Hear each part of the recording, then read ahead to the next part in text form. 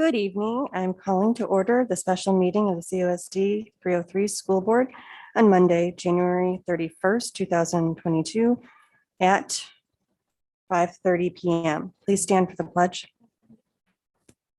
Oh, I'm sorry, roll call first. I don't know, where was that? Mrs. Bell, Here. Mrs. Fairgrieve, Here. Mr. Kuschert, Here. Mr. Lackner, Here. Mrs. McCabe, Here. Mr. McNally, Here. and Mrs. Barker. Here. Please stand for the pledge. I pledge allegiance to the flag of the United States of America and to the republic for which it stands, indivisible, with liberty and justice for all. Okay, we have no citizen comments this evening, and so we can move right along to our discussion item, the communication plan related to the superintendent search. Mrs. Smith, would you please inform us of what you have already started and the plan we have before us? Yes.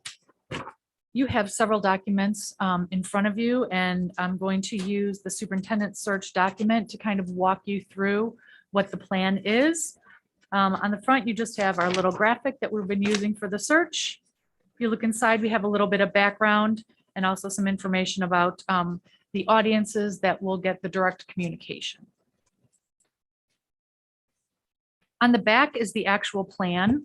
I don't want to take a lot of your time because I know that this is a long meeting tonight. Nate, I'm wondering if you can bring up the website. We have created a draft website for you to view tonight, and the types of things that are on the website is a district overview in case any candidates decide that they're going to come to this page instead of going right to the HYA page.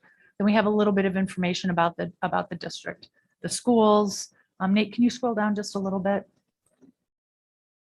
Thanks.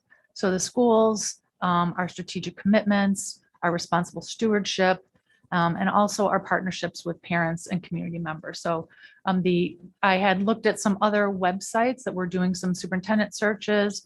I really appreciate the work that Dr. McGee and Dr. Harris have done in providing us with some templates. But I really felt like we needed to write something that was different than what HYA had on their site that was really very specific to our district. So Mrs. Smith, so where would someone find this? Under the about? This is going to tab? be under the About tab, Okay. and it will say Superintendent Search. In addition, as you see the front tile, this will be a tile, this right here, this graphic that we had on the front, this will be a tile down on the main page so that people can access it in several different places. Nate, you want to scroll down a little bit more, please? So if someone, just up a little bit, sorry, if someone who wants to apply for the position is interested, they can, if they click the apply here button, that takes them right to the Hazard Young and Atia website. We have the timeline on here because I think it's really important for our community members to see what we're doing and when we're doing it.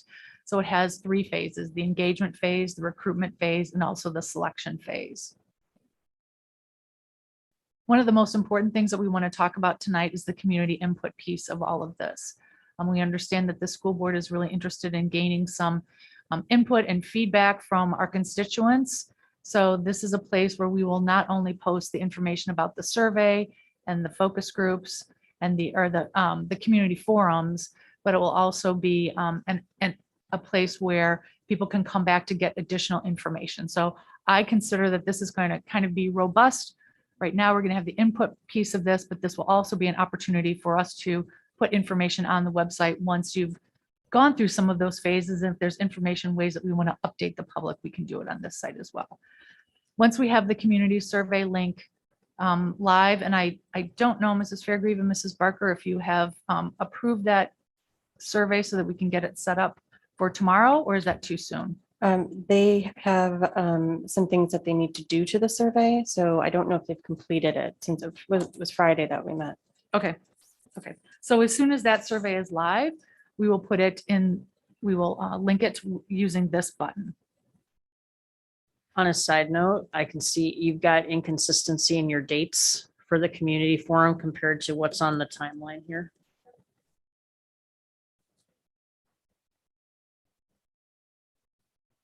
Okay. Yes, and that's what it shows up there too. February 22nd and 23rd for the community forums. And on your other thing, you say the 23rd and the 24th on your survey page. If I scroll down, There you go. oh, yes, we do. Okay, great. Thank you. This is why we're having another set of eyes look at this. I had 2 conversations today with Dr. Harris and Dr. McGee, so we'll make sure that we get that taken care of tomorrow. Very easy fix.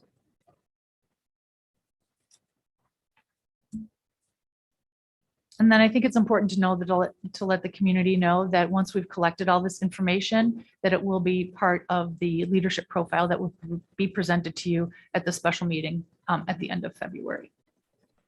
And then at the end, we've just put a little bit of information about the superintendent search firm, in addition with Dr. McGee and Dr. Harris, who are former superintendents in Illinois, showing the community that they have experience in those roles as they're helping us to get the next leader of District 303. Can I ask a question about the Absolutely. survey? So if I don't have children in the district, how will I know that the survey, where to find the survey? We're getting to that. I'm sorry. I'll- That's quite I all won't right. ask until That's- you're done. That's I'm part of sorry. the plan. So one of the things that we're going to be doing is to communicate those opportunities for community feedback.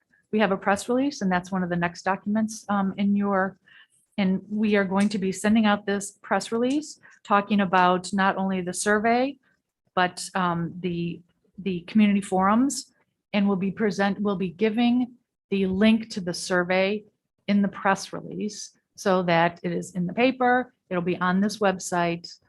We'll be putting it, and I don't want to get ahead of myself, but we also will be having some social media posts.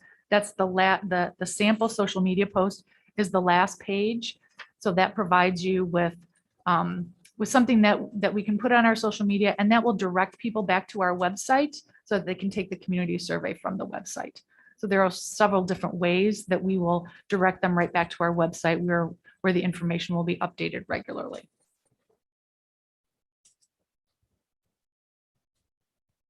So the press release that will go out as soon as we're all ready to hit go and hit live, we'll discuss the survey. It will also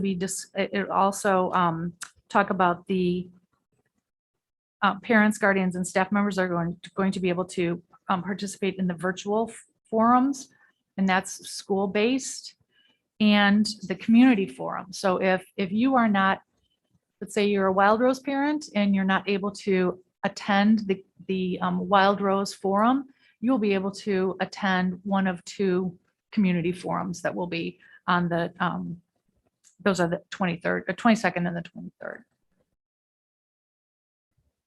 And again, the links to those forums, which are going to be webinars, will be on this site as well. Will, if I go to Wild Rose and I have a child at Redling, I don't know if Wild Rose kids go to Redling, but can I go to both? Yes, you will get as a parent, if you are a parent or a guardian, you will get an invitation to the school-based forums to each one of your schools. But So if if you I, can't attend the Wild Rose Forum, you may be able to attend the Redling Forum or the North Forum. and if I am at Anderson, can I go to Wild Rose? No, Okay. the forums are very school specific. Okay. But if you are not, if you go to Anderson or Wild Rose and you're not able to attend either one of those, that's why they're having the 2 larger community forums to provide an opportunity for people to make sure that people who, number 1, don't have children in our system, or number 2, can't make one of those school-based forums, that they have an opportunity to have their voice be heard.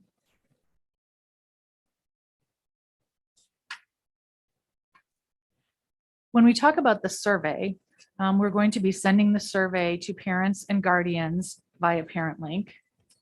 We'll post the survey on the webpage. It'll be part of that press release. And like I said, we'll also do the social media posts. So we're going to be very deliberate in the ways that we communicate the surveys to make sure that to make sure that people are able to take it. 'Cause that window is from February 9th to February 20th, so it doesn't give a lot of time. And so we'll be doing a couple reminders as well. Which social media sites will you use? Twitter and Facebook. Okay.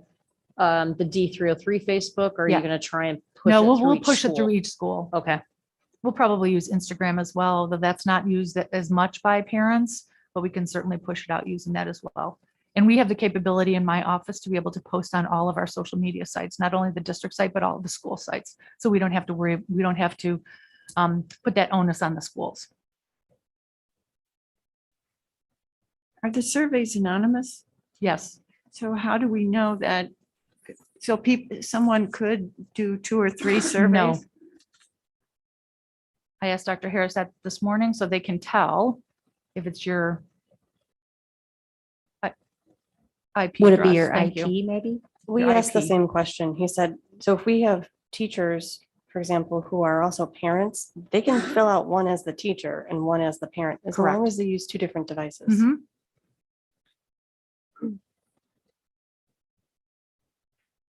Kind of on that same note, you might have multiple stakeholders, not just teacher, parent, but you might have teacher, parent.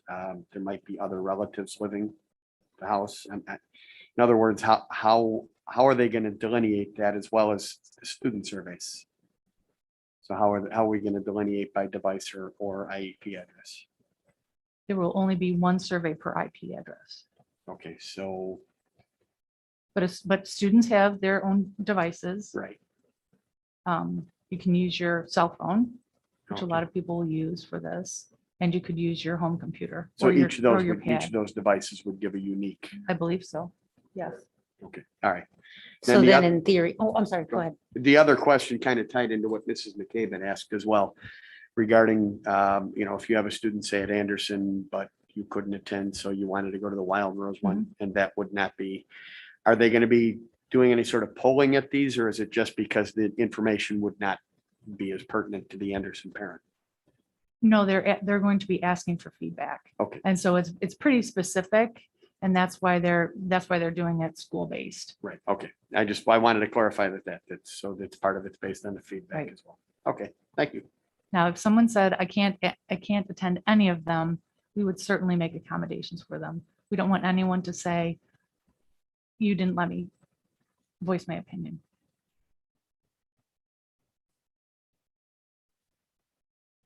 So for the school-based stakeholders, after the press release, you have the letter. Mrs. Barker, I signed your name. But it talks about all of the ways that people can provide feedback. So it starts with the online survey, goes with the school forums, and then on the back is the community forums. So even though you're being invited to a specific school, if you see on the bottom, name of school forum, this letter is for people who are being invited to a specific school forum. So each one of these letters will be designated for each different school. So if you're an East parent, you're going to get one that's specific to East. But it also provides you with all of the different ways that you can communicate and you can give your feedback. So we are going to create letters that have the webinar address for each school specific to send out to those constituents.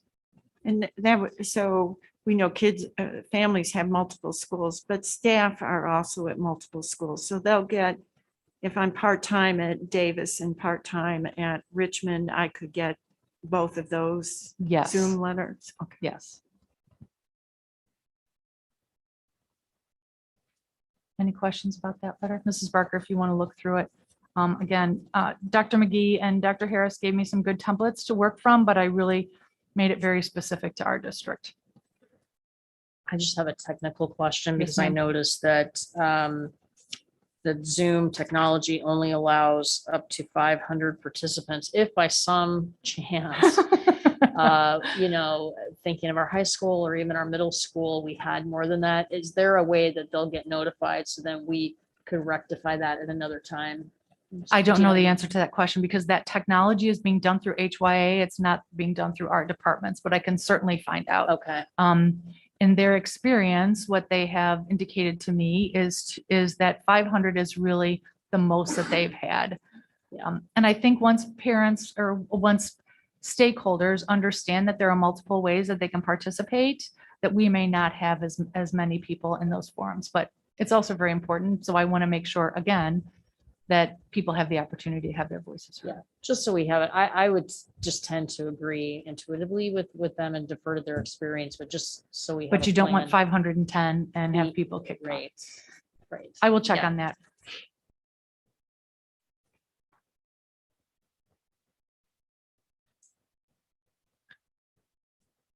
In addition to those community forums and the school-based forums, we have created 28 groups of specific people within the district and the community.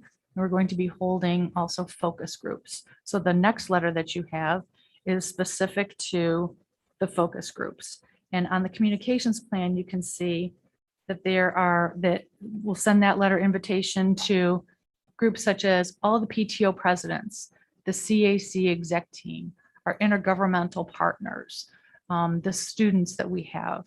And there are other groups as well. So they're getting specific invitations based on their relationship with the district. Now, they may also, like all the PTO presidents are also in a school, obviously. But if they, we want to give that specific group, because of their relationship with the district, the opportunity to provide feedback.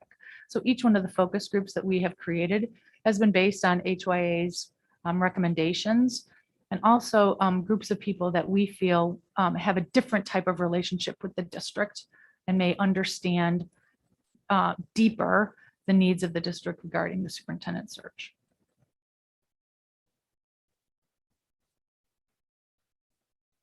On a regular basis, as I said, we're going to be updating the website based on information, based on what's happening, based on links to different forums and the survey. And we're also going to be doing the social media posts, and we have across the board. So when we have a discussion in any of one of the board meetings or the board committee meetings about the superintendent search, we will definitely put it on the across the board so that it's being sent out to all of our families and our staff members.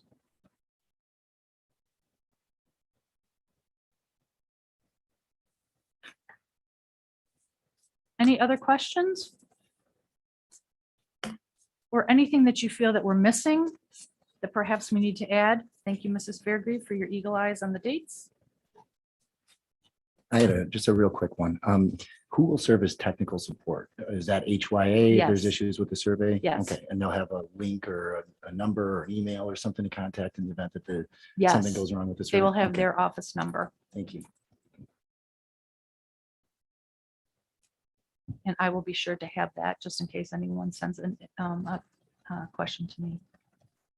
And this may be a dumb question, but kind of tag onto that. Would that be in real time so that if somebody's having trouble, for example, logging on, would there be a number they could contact to say, hey, I'm hitting this link? And I know I've had that happen with Zoom links where I've tried to link and I was unable to log on, and I had a number I could call. Are they going to do that? Is that something that's going to occur in real time? I can ask them about that as well. Thank you.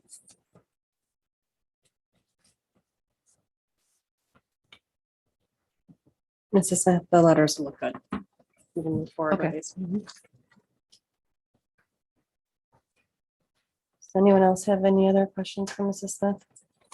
I think the website looks really great. I think it's nice to have it easily found so people can find it without having to search, and having any applicant be able to link right from the website. Sometimes districts don't make it obvious, so it's harder for an applicant to find where to go. So thank you for your work. You're welcome.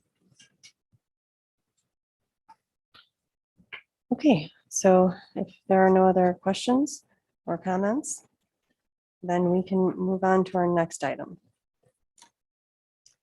Do I have a motion to adjourn to closed session for the purposes of the appointment, employment, compensation, discipline, performance, or dismissal of specific employees, specific individuals who serve as independent contractors in a park, recreational, or educational setting, or specific volunteers of the public body or legal counsel for the public body, including hearing testimony on a complaint lodged against an employee, a specific individual who serves as an independent contractor in a park, recreational, or educational setting, or a volunteer of the public body, or against legal counsel for the public body to determine its validity. However, oh, never mind, that's not part of that. So do I have a motion? So moved. Second. Thank you. Ms. Marson, the roll, please. Mrs. Fairgrave, Yes. Mr. Kuschert, Yes. Mr. Lackner, Yes. Mrs. McCabe, Yes. Mr. McNally, Yes. Mrs. Bell, Yes. Mrs. Barker. Yes, the board moves into closed session at 5:50.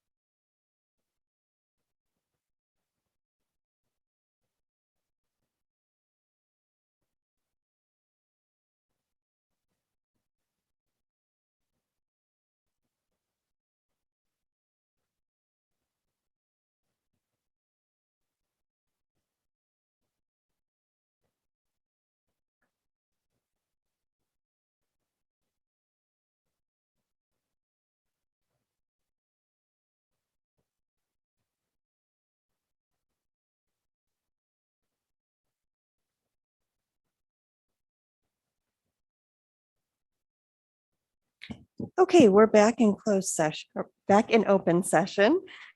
It is January 31st, 2022, and the time is 6:48. Ms. Marsan, would you please call roll? Mr. Kuschert, Here. Mr. Lackner, Here. Mrs. McCabe, Here, Mr. McNally, Here, Mrs. Bell, Here. Mrs. Fairgrieve, Here. and Mrs. Barker. Here. Do I have a motion to adjourn the special board meeting, January 31st, 2022? so moved. second, Ms. Miss- Marsan, the roll? Sorry. Mr. Lackner, Yes. Mrs. McCabe, Yes. Mr. McNally, yes. Mrs. Bell, Yes. Mrs. Fairgrieve, Yes. Mr. Kuschert, Yes. and Mrs. Barker. Yes. Board adjourns at 6:49. We'll take a short recess and get ourselves rearranged before business services.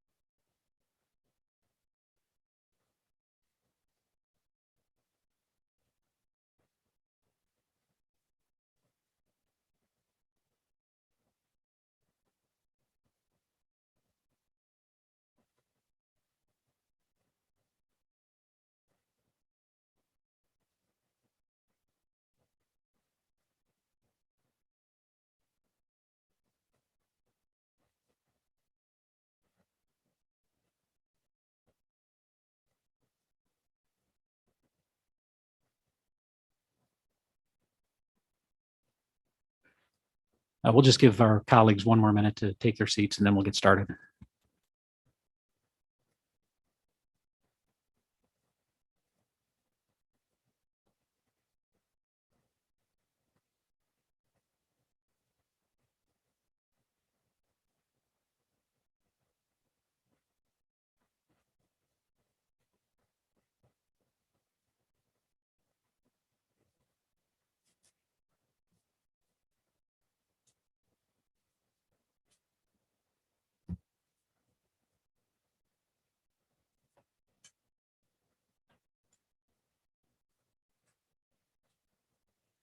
Okay, so I'd like to call to order the Community Unit School District 303 Business Services Committee meeting for January 31st, 2022. And this evening, we have no citizens' comments. And so we'll go right to a superintendent's update, but I think we have none tonight, or is that? So no superintendent. So we'll move immediately to item 4, the items for discussion, starting with A, the Mid-Valley December financial report. So Mid-Valley is reporting that both revenue and expenditures are trending very close to the prior year. It is anticipated that the student support expenditures are going to be over budget this year due to the spending of ESSER funds on salary and benefits. But overall, there are no areas of concern at this time. Thank you. Are there any questions or issues from the board or any other issues for discussion? Let's move to B, the financial report for 303 for December 31. Okay, so revenues are trending ahead of the prior year, and this is due to a combination of timing of payments as well as increased revenue due to a return to a more normalized school year with the collection of fees, et cetera. The state continues to make regular evidence-based funding payments, and the district has received the third categorical payment on January 21st, and it will be reflected on the next report. Expenditures are also trending ahead of the prior year, and this trend is also related to getting back to a more normalized school year with increased services compared to the prior year. So overall, there are no areas of concern within the revenue and expenditure budgets. And please note that the investment report is attached for your review. Thank you. Any comments or questions from my colleagues? And I suppose we move to item C, the COVID-19 financial impact summary. Sure. There were no additional grant expenditures related to COVID-19 through December 31st of this year. I do have some good news to report on from the FEMA grant, though. We just heard this morning that FEMA has obligated the funds that were approved. So that should be about $348,486 that was approved by FEMA. I reached out to IEMA, which is the Illinois Emergency Management Association or agency. There are a few more steps that we need to go through with IEMA, but the money seems to be approved. And at this point, it's really just procedural that we need to go through. So the hope is within the next few months, we should have that reimbursement dispersed to us. Questions, comments?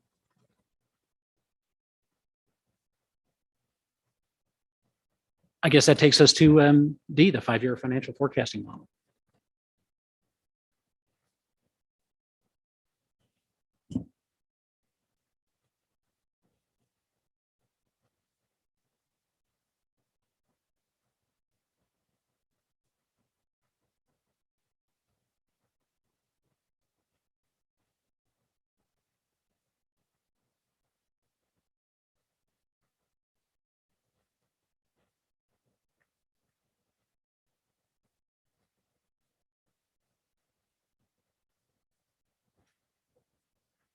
Okay, so this is the 5-year financial forecast for District 303. So so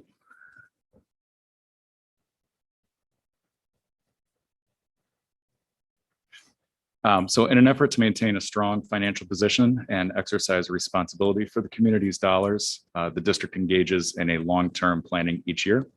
You as a board ask us to stay consistent with those 5-year projections as we develop the budget each year. That long-term planning so far has resulted in the board maintaining a 4.0 financial profile score, as well as one of the highest bond ratings in the state.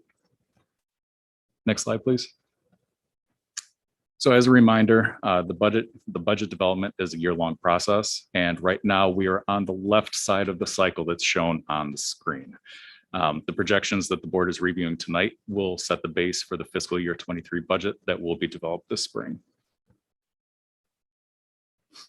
So property taxes account for approximately 84% of the district's operating revenue. And because of that, fluctuations in those factors related to property taxes can cause the largest changes to the district's overall revenue. For example, a 1% change in CPI can cause a swing in the tax levy of approximately $1.7 million. Additionally, every $1 million in new property development yields approximately $55,000 in additional revenue. So this chart shows 10 years of historical CPI data, as well as the current year and 5 projected years. The 2021 CPI figure at 7% is the largest increase in inflation since 1982 and is related to an ongoing shortage of goods and workers, as well as unprecedented cash flowing through the US economy. Economists are not expecting CPI to return to historical levels in 2022, and our forecasted number is reflective of this initial projection from the Federal Reserve and Fannie Mae. The 4 following years have been included in our projections near the 10-year average of roughly 2%.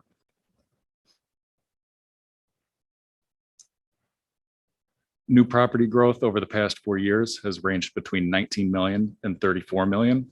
We do not have the final growth amount for 2021, but we are anticipating that it will be near 25 million based on our conversations with DuPage and Kane counties. The new property growth is projected to increase over the next few years due to the expiration of multiple TIF districts in St. Charles, as well as some large real estate developments that are currently being discussed. And then with the exception of interest income, most other sources of revenue are projected to remain flat in our model. We are assuming that District 303 will remain in Tier 4 for evidence-based funding, and as a result, we will receive little to no additional state revenue.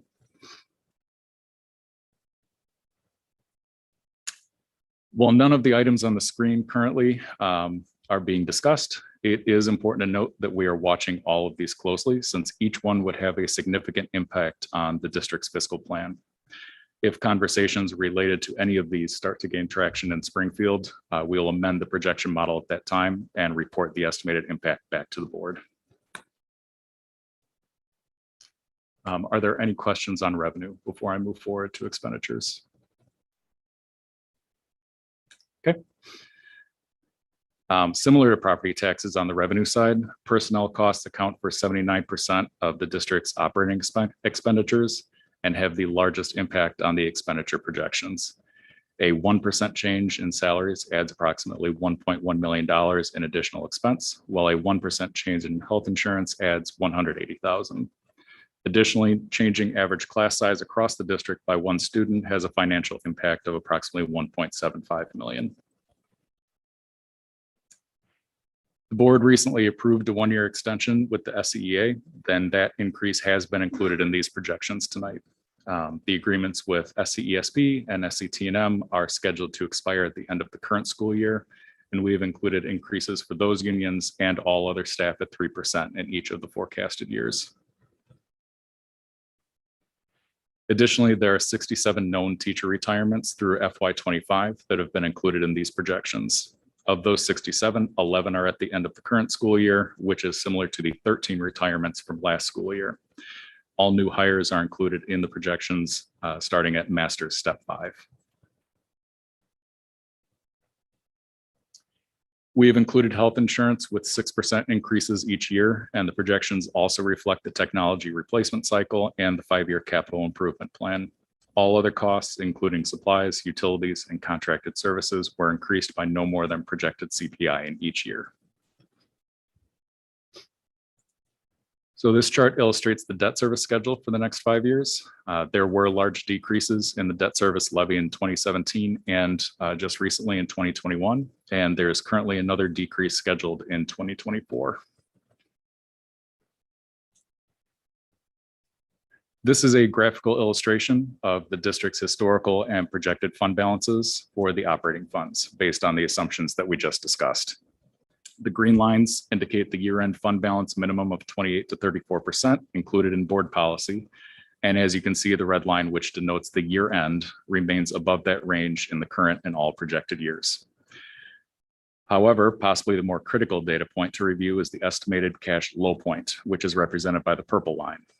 Monthly expenditures typically total approximately 16 to 18 million, and it is strongly advised to maintain cash reserves sufficient to cover at least 1 month's worth of expenditures at the low point of the year. This chart is the same as the chart on the previous slide, but it includes all district funds, not just the operating funds. Similar to the operating funds, the projected year-end fund balances are above the minimum fund balance target detailed in board policy. This additionally provides an opportunity for the board to fund a portion of any future construction projects with local dollars, potentially reducing the amount of long-term debt that would need to be issued. So overall, the primary takeaway is that the district has a solid financial foundation, and through a continued commitment to responsible budgeting and planning, and barring any significant changes from the state of Illinois, the district's finances are projected to remain stable going forward.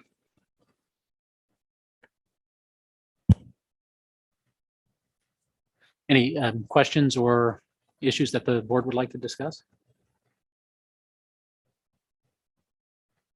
I just had more, it is somewhat related to this discussion.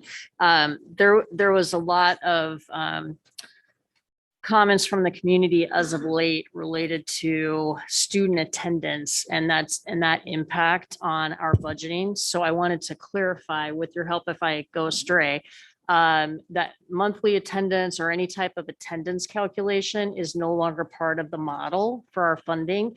As you saw in several of the slides previously, it's evidence-based funding, which is that tiered system, and it's based on 27 different triggers. And really, it's a reflection of the district's ability to fund itself. So just wanted to clarify that attendance has nothing to do with our funding. So that's my only comment.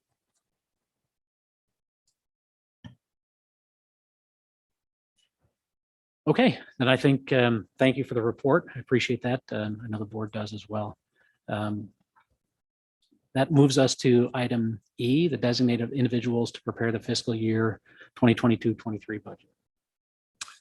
So Illinois School Code states that an individual is to be designated by the board to prepare the official budget each year in tentative form. Historically, in District 303, that person has been the Assistant Superintendent of Business Services. So it is administration's recommendation that the board designate me to prepare the budget for FY23.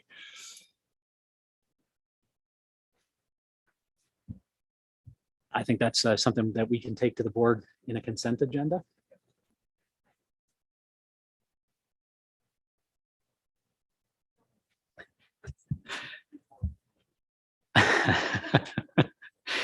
That brings us to item F, the budget calendar for 22-23. Included in your board packet was a draft calendar for the preparation of the budget for fiscal year 23. Some dates to note on here. So we're assuming the board moves forward and approves the budget calendar on February 14th.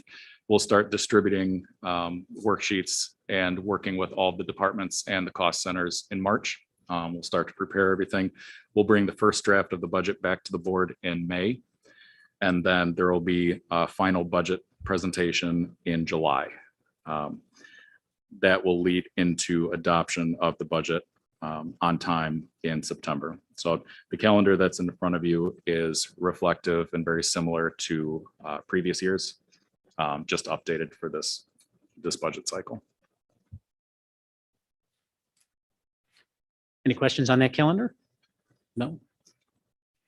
Then that brings us to, thank you, Mr. Adwidas. Consent. I see a lot of nodding heads, so we'll move to consent. The next is the facility master plan update. I see Mr. Baird and Mr. Critta from WOLD joining us here at the table. So, gentlemen, the floor is yours.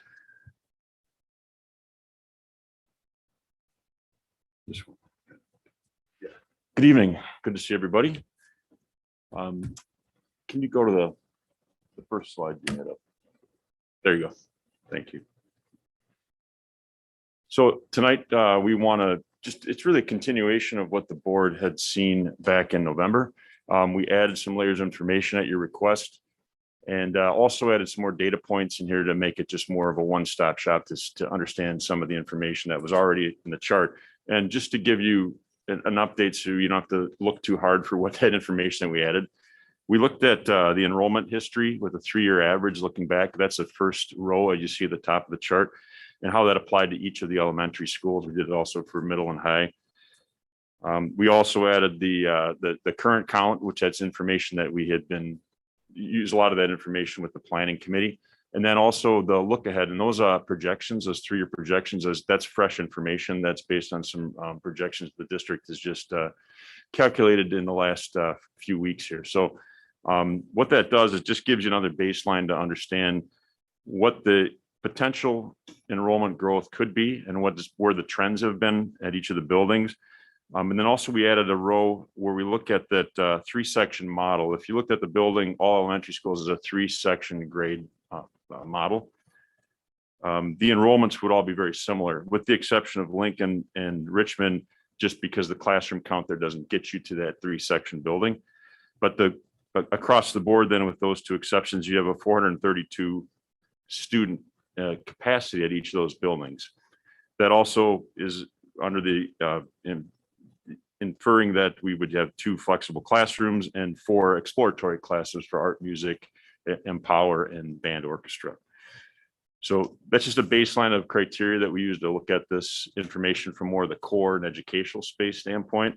We'll also page through and I'll show you some of the support space findings that we had. Another layer of information on this chart, middle of the chart, you'll see the instructional classrooms, the minimum size. The board had asked that give us a better sampling of where the classes fall within from what our target is down to those smallest classrooms. So you get a little better range of how many classrooms really do start to push the envelope as far as what's usable space compatible for the classroom, the student count. At the bottom, just added a footnote here of if you look at the current elementary enrollment, looking at 4,839 kids, projected elementary school enrollment through 24-25. We went out the full 3 years is looking like it could be at 5,104. Then the overall capacity in a 3-section elementary school model is 4,512. Now that does not include Fox Ridge. That treats Fox Ridge as its current status as an EC, and it also uses the Lincoln and the Richmond counts as they reach that capacity with the classes they have, assuming that there's exploratories and flexible classrooms as available. Any questions on that? So to Yes. read that simply, the enrollment projection, 5,000, the estimated capacity under the current set of norms and expectations as laid out by the board is 4,500. Is that right? So we have a gap of 600 some. Roughly. And another piece of information, we treated the average classroom size to come up with the capacities. At one point, we were showing what was the max, based on your caps on student counts in each classroom. We reverted to an average classroom size because that's how the district models and prepares as they look forward in each school year. So we thought that may give you more consistency. Does that answer your question, Mr. Link? Okay. The enrollment that we're looking at in 3 or 4 more years for some schools is pretty significant. Yeah, and it's the same buildings, I think, that are experiencing a flex upward right now as well. So this is maybe exacerbating the challenge of students fitting in those schools. And just to clarify, the decision as to what buildings are going to receive the higher number of kids is based on new subdivisions?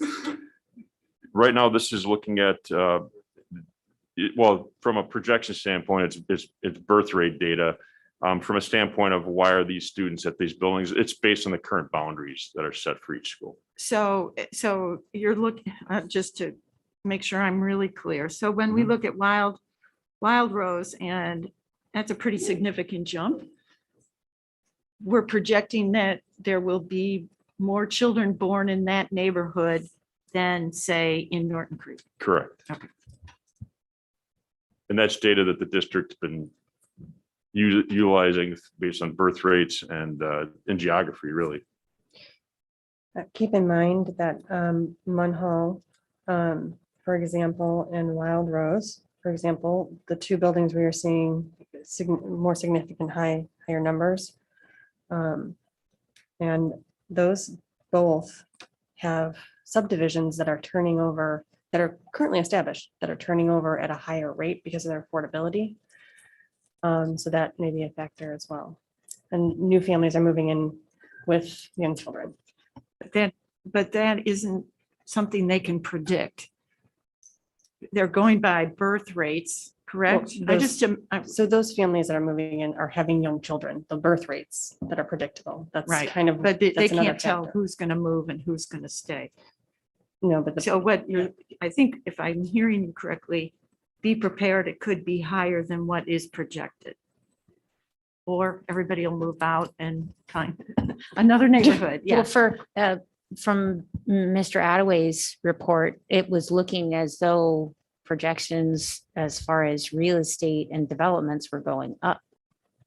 Did I read that correctly? That is correct. So that means there we're are going to have more. Potentially, yes. So potentially. we're, okay, because I thought we were heading towards lower numbers. And I do just want to note that with these projections, these are based on birth data and they're also based on cohort survival. So we look at the past few years, we figure out where students typically leave the district, when students typically come into the district. Normally it's the break in between schools. And then that multiplier is applied across here.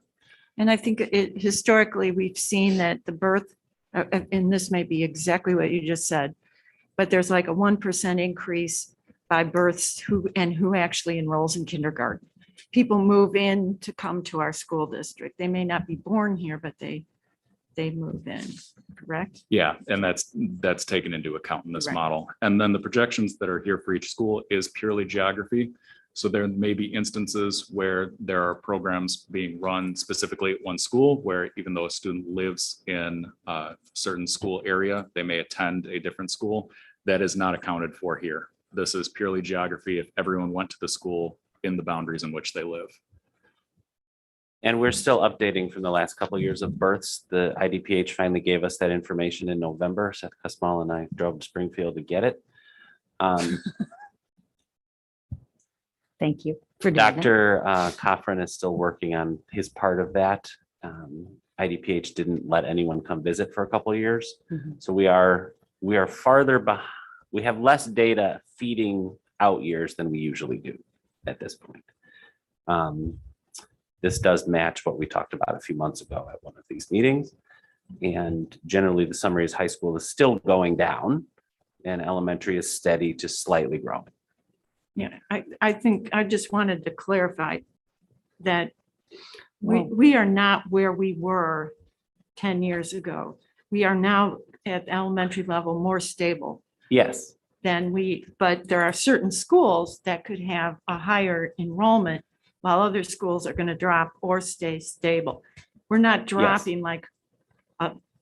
No, I think the- people keep thinking we're dropping, but we really got to a predicted stabilization of our enrollment. Right. The rest of the drop is still working through high school, Right. but it's pretty much done everywhere else. Right. You know, we're- we're never going to be okay. 14,000 again, but we're going to be between 11,500 to 12,000, give or Okay. take.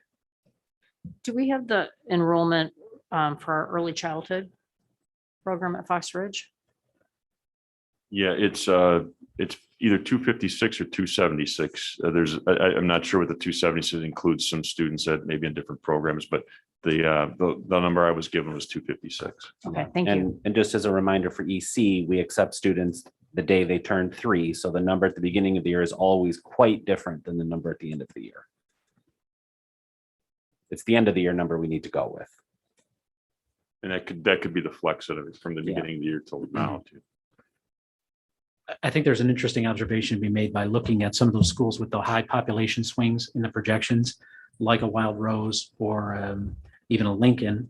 And then looking at the classroom size range, particularly holding those two out, Lincoln and Wild Rose, Lincoln having 10 classrooms with a quantity, a square foot on a classroom size range below 800, and Wild Rose being 12 and Lincoln being 10. What that says to me is we have small classrooms in those buildings and high populations potentially coming. Correct. And I think that's an interesting way to look at each of these columns to see how the projections are interplaying with the physical space. Yeah, good segue to the just the color coding here is basically intended to become kind of a heat map that calls attention to the areas that the schools that have the most challenges as far as the educational and core space. But You know what? Oh, go ahead. That's right. this is all based on an average of 24 kids in a classroom. Correct. I can go to the next page is the support spaces. And this is the information the board was interested in, is taking that level of detail a little deeper in each building. We rounded things off as a sample at the last juncture. Now we've taken that deeper dive. So to get this information in December, just before the holidays, we met with each principal, walked through the utilization of each one of their buildings. So this is fresh information. And you'll see it, as much as we want to be able to overlay a pure objective to the information that we gathered. There's a lot of sharing. There's a lot of multiple use spaces. So it's really hard to put that framework on it distinctly and say, here's where the challenges are. We attempted to do some of that based on the space standards that we generated. And those are based on best practice space guidelines, our experience in schools, but also those ebbed and flowed a little bit based on how we understood each of those spaces being used for that certain activity. So some of the baselines we started with changed a little bit, knowing that there was either 2 or 3 students or 4 or 5, or what's the ideal situation for any given role in that left column. Let's see the other. So reading this, the yellow is it strays from what would be the baseline of the standard. The orange is more of now it's getting below the baseline, or it's shared space, or it's not ideal. And so there's a little bit of subjective information that we heard, because it was information the principals shared where those spaces don't work as well as they would like them to. And then the darker orange is the space just doesn't exist, or it exists in a really unsuccessful way. There's a OTPT space, for instance, at Richmond that's 48 square feet. So it's a lot of reclaimed space that were used for other things, storage and things like that over the years. So this again is intended to be more of a heat map to show how these spaces, how far they may stray from what those standards look like.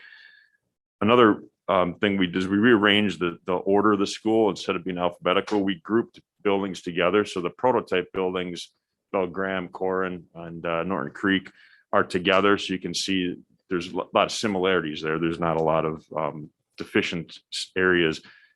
And then similarly with Davis and Richmond, because they're basically partner buildings from a campus standpoint.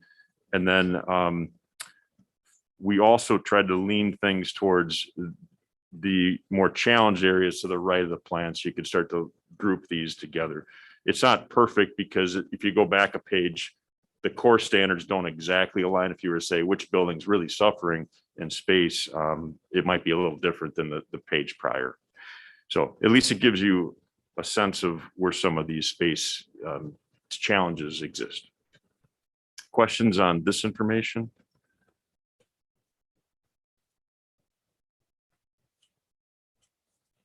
Okay, I will move on. The middle school and high schools are a little more straightforward. Same thing at the middle school. We've got the enrollment at the top. You can see where it's trended and where it appears to be heading. And then in the instructional classroom, we also added those ranges. So they're tiered, so you can see how many fall above that ideal situation. And that's really all that's changed on this first page. Most information, the rest of it you saw back in November. Any questions on that page? I'll jump to the support space page then. Similarly to the elementaries, with the simplicity of just 2 buildings instead of 12, we saw the same situation where there's a little bit of sharing going on, but much more identifiable spaces, even though there might be multiple spaces to satisfy a certain role. They're identifiable. There's not much cross sharing between different roles or functions. Not a lot of areas really jumped off the page here as far as gross deficiencies in space. At the high school, in the same sense as the middle school, added the enrollment, the classroom size range. So you can see at East High School, for instance, that the darker orange there is just denoting that there's 41 classrooms that fall under that 735 square foot threshold. Now we added Compass here as well, although we know that there's some different purposes for the Compass program. But we wanted to at least get a sense of where they expect their enrollment to be going and what size spaces exist in this building for their educational needs. And then what the, based on teaching station count, what their capacity is right now with the similar utilization of 85%, just meaning that any given room would be used about 85% of the day, which is the model also applied to the high school. Just a footnote, the high schools are both running a little higher than 85%. I mean, that's just a guideline, but they are to be able to accommodate the enrollments currently in those 2 buildings. So they're closer to the 90+ range in utilization, which is really efficient and sometimes challenging. The last page is just the support space, same layout for the high schools. And then Compass, you'll see a lot of NAs in Compass just because either the space doesn't exist or it's not applicable at this time. But as many things as we could correlate to the support space standards, we did include in that far right column.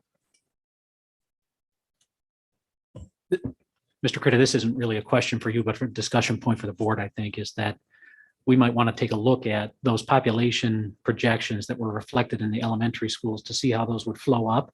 When I see that 41 classrooms in East have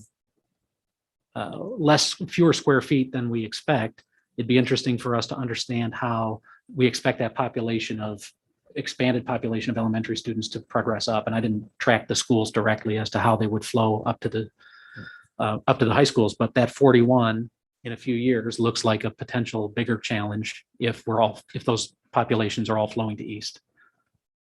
Well, but I think that's a really good point, except I think we have to consider where they're at right now, what the high school population is now versus what the population will be.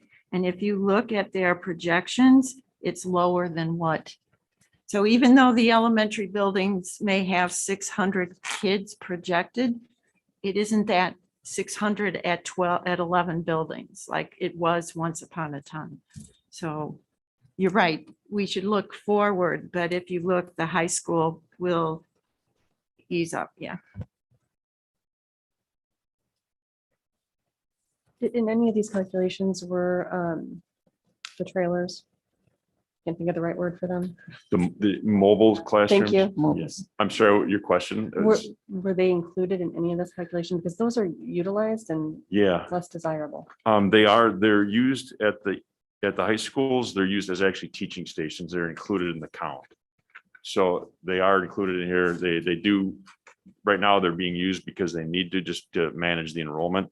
At the elementary school at Davis, they are using those spaces as some support space. They're not necessarily doing classroom events, but they are using for support space, OTPT, some of those things. So some of those functions have now moved back into that mobile space just because of the capacity of that building. So that may be where we want to look to see how to get rid of them, those mobile spaces, so that people can actually have a solid foundation rather than using those. Okay. And maybe, is there a way to just make sure we don't forget that Can we include that in one of the sections? that the mobiles are in Yeah. these counts? Yeah, I can isolate that as what's it, how is it satisfying a need right now? I will say that the mobile discussion was talked at the educational facility planning level as well. And from a safety standpoint, that was highlighted that was something that one of their considerations was to try to take those off site, off campus and bring those students back into the core building.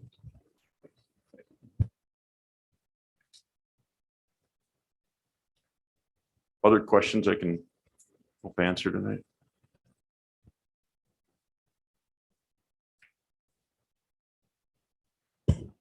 I just want to, for my own understanding, help me understand in these capacity numbers that we just looked at in terms of counts of teaching stations, are the mobiles included in those counts of teaching stations today? They are. They are. Yeah. And so when we think about future capacity consumption, those consumption models include the continued use of those mobiles? They do until the enrollment starts to decline at the high schools. If it decline enough, we can start taking teaching station offline because the core building can support that. Yeah. We would have to look out a couple of years. If you look at the enrollments at the high schools, I think that would start to tell a little bit tale. They're fairly, it's dropping, for instance, at East High School, you're dropping about 250 students. I'm sorry, about 250 students, give or take. And then at East or at North, you're dropping a little less than that, 2014 to 1885, so about 150-ish. So at East, for an example, would be we have 4 classrooms at East High School. So with that dropping, that would be a conversation with the principals and the folks there. As soon as we could be able to move out of those mobiles, we would try to move on because they are temporary buildings. The intent is to just have them there as long as we need them. And then the rooms that we have up at North, maybe if we put that in here about how many mobile rooms there are at both sites, that, puts you right to a point where 25 kids or 27 kids in a classroom, 4 rooms, 10 rooms, what you have. I think that would be helpful. Thank you. Mhm.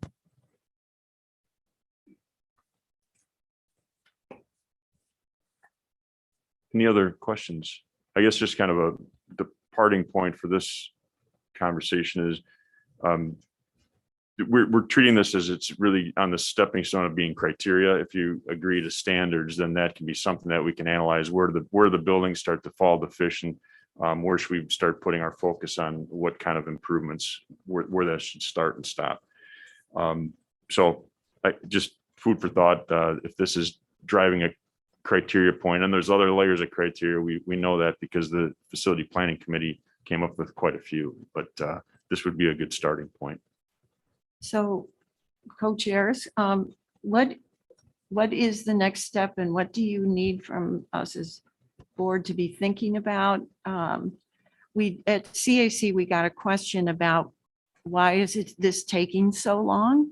And I was a little surprised because I think we've been pretty good at staying on top of this. And and Dr. Pearson explained that we really looked at a standard. We built what a standard of our facilities should look like, which I think is going to help in the planning. So I think maybe the community may be interested in knowing what our next steps might be. I'll try and tackle that first. Well, I think, first of all, just from a housekeeping standpoint, I think we need to understand the mobile situation across all the schools and how that plays in. And then I think we would like to have the district leadership come back with their recommendations, because we've already, I think as a board, several meetings prior, accepted this criteria for the most part. So we'd like to see the district leadership recommendations taking this into account and the overlay of the input from the CAC, and then understand their priorities. I would tell you another thing I think just strategically the board needs to talk about is how we are going to address what is a capacity issue at the elementary schools. And why I think it's strategic is because right now we have the schools based on 3 sections. I think originally they were designed they're 4-section schools, right? So that's potentially, and I'm just talking out loud, that's one lever to pull to address this capacity issue, but then that also has other effects that we may or may not desire. So that's my thought. I think there needs to be a conversation around the elementary piece in particular. I just offer that in the last discussion, prior to the additional information being gathered around the standards, we did talk about the administration coming back with several scenarios of actions that brought this standards analysis and the CAC committee work together into a couple of alternative scenarios for us to discuss. And I think that's going to help. I think the fact that we've highlighted the mobiles issue, and certainly I don't want to I'd like to avoid putting words in people's mouth, but I heard a lot of desire for us to eliminate the mobiles as quickly as possible and as practical. So knowing that that's on the agenda, knowing that we're expecting to see some scenarios, I would expect that one of those scenarios would be, what is the most rapid path to the elimination of those mobiles and to ensure that everyone is in a building. I think the additional issue that Mrs. Fairgrieve brings up around the challenges population-wise for elementary is really important for us to look at. And if I look at the spread of the population projections, I think we need to become comfortable with the fact that that population projection, recognizing that there's high variability in it, is going to be disproportionately burdened on some schools than others. And some look to be modulating down and towards a more normal capacity. You can look at just the colors in the sheet and see the right-hand side of the sheet has an awful lot of capacity challenges associated with it. And those get worse, I suspect, as we go up in those populations. At least 4 schools on that right-hand side have population increases attached to them. So I think when administration is thinking about scenarios, those particular schools and how we address those populations or those particular buildings strike me as ones to really look at very closely. And I guess I would also add, where are we in terms of certain elementary buildings for next year that we need to address? I'm sure administration has been working on that. So that might be another component as to how things are for the beginning of the next school year. This is never something that stays the same for very long, even though the buildings stay the same. But if that could be added into the report, so we know how you're handling an influx of kids at certain buildings.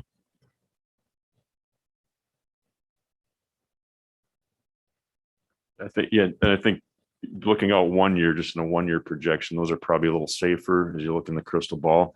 But right now, I know the district uses a cap and send model to try to shave off those peaks from getting more intense.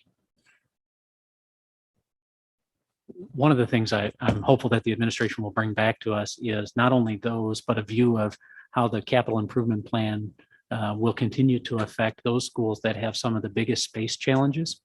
And the reason I'm bringing that up is that if there are more radical solutions that are required around the elementary fleet, then it'd be interesting to understand those as soon as possible so that we can make better decisions about capital outlays to existing buildings and to plan those in concert with one another. So we're not spending money on assets that we might want to mothball. Right. To add to Mr. Lackner's point, should there be, I was looking at the elementary schools and trying to figure out which one had the most issues. And, there's sort of, I don't know that there's one, but there might be 2. And, what do we think with regards to population changes that would make sense to his point? Is there a school or some schools that we may need to change the way in which we use them entirely, like he's saying, mothball them, which is a good point. That's something that I think we need direction, at least advice, so the board can consider that should we need to make some decisions. To kind of, did you, I didn't mean to jump on you there. To kind of add on, just on a couple of points with the mobiles, I'm certainly one of the voices who has said we'd like to get rid of the mobiles as quickly as possible. I'll kind of go back historically when we were talking about the decision on the middle schools, that played heavily in the discussion and the elimination. And the hope was that really by this point, some of the mobiles that we still have in use would not be in use. So I'm still waiting for those things to disappear. Because on top of everything I think some of them have kind of hit just about near the end of the useful life, and maybe some we're stretching it a little bit too. They're eyesores on top of everything else. As to the elementary numbers and the disparate numbers and the disparate growth and so forth with the elementary schools, I don't want to get into a situation where we're going to have to make just a specific high school boundary change. So if there's something we can do ahead of time to forestall that as part of a plan, that's, I think, an important thing to consider as well. So again, I cannot reiterate enough that I want the mobiles gone. Mr. McNally, I think you make a good point about dealing with it now. And then rather than just having to make a different, just one-off high school boundary change. Well, and to that point, and thank you to that point, nobody wants to, raise your hand if you want to be part of a boundary discussion. And I certainly don't want to be part of a boundary discussion that's only affecting one aspect of the school, of the district, because that becomes even worse. So I want to make a holistic change now, if necessary, whatever we need to do with the foresight to see forward and say, how is this going to impact us where we're not going to have to make have a boundary discussion for 10 more years. Mhm. I'm gonna just put a cautionary red flag that our community is not in a place to all of a sudden do a full district rebounding.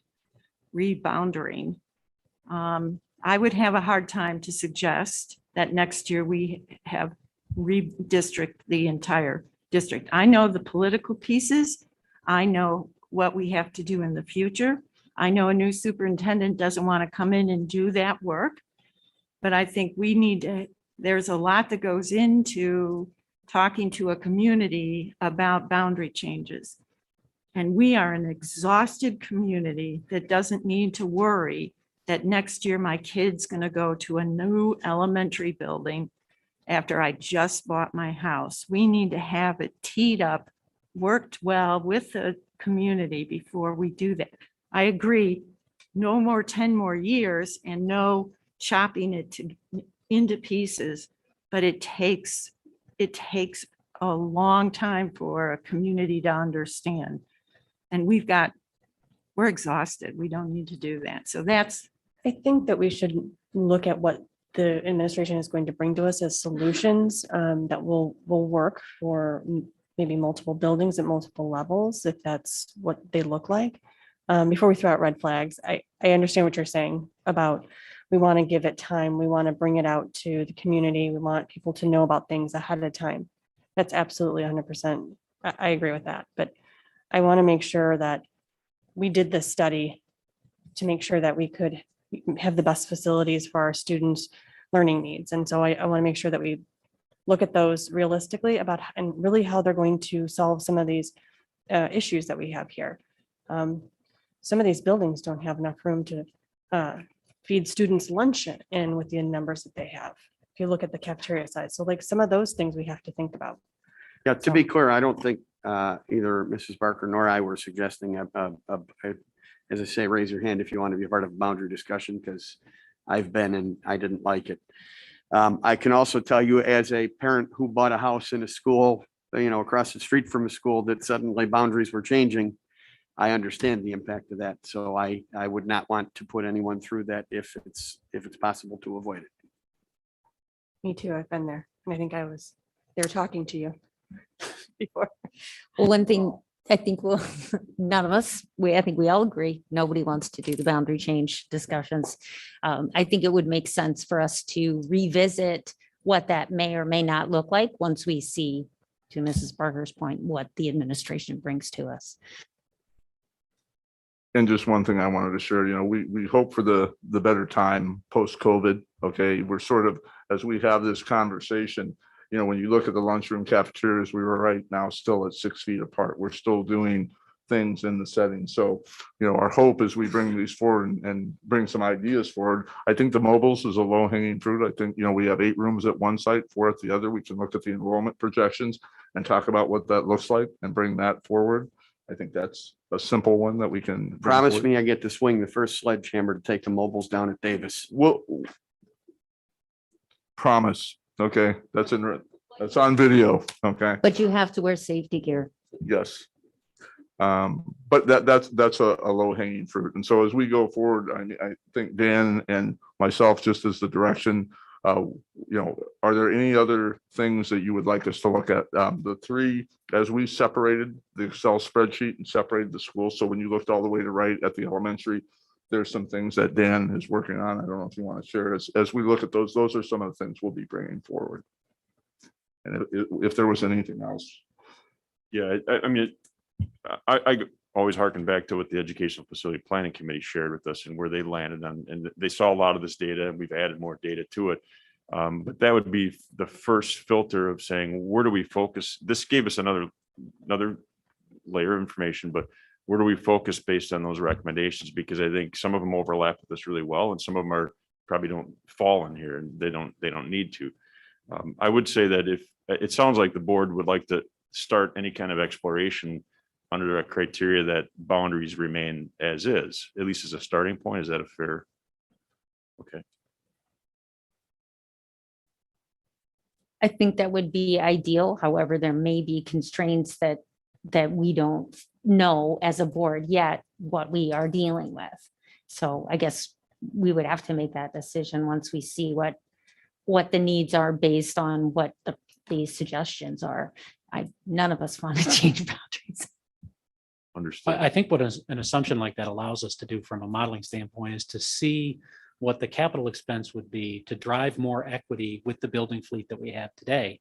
It may be that we see some numbers that look less appealing than a boundary discussion. That could happen, but it's a good planning assumption to use the boundaries as they are and then see what the investment would require in order to bring some of the schools that have the most challenges up to capacity requirements and the physical facility and learning environment requirements that are set out here and through the CAC. So to me, that's a good planning heuristic, and let's see when we reach the edges of it. Yeah, that makes sense. It'll give us a starting point, and as you look at what options get generated out of those criteria points, then you can change direction a little bit and say, well, what if? I think that's a good place to start.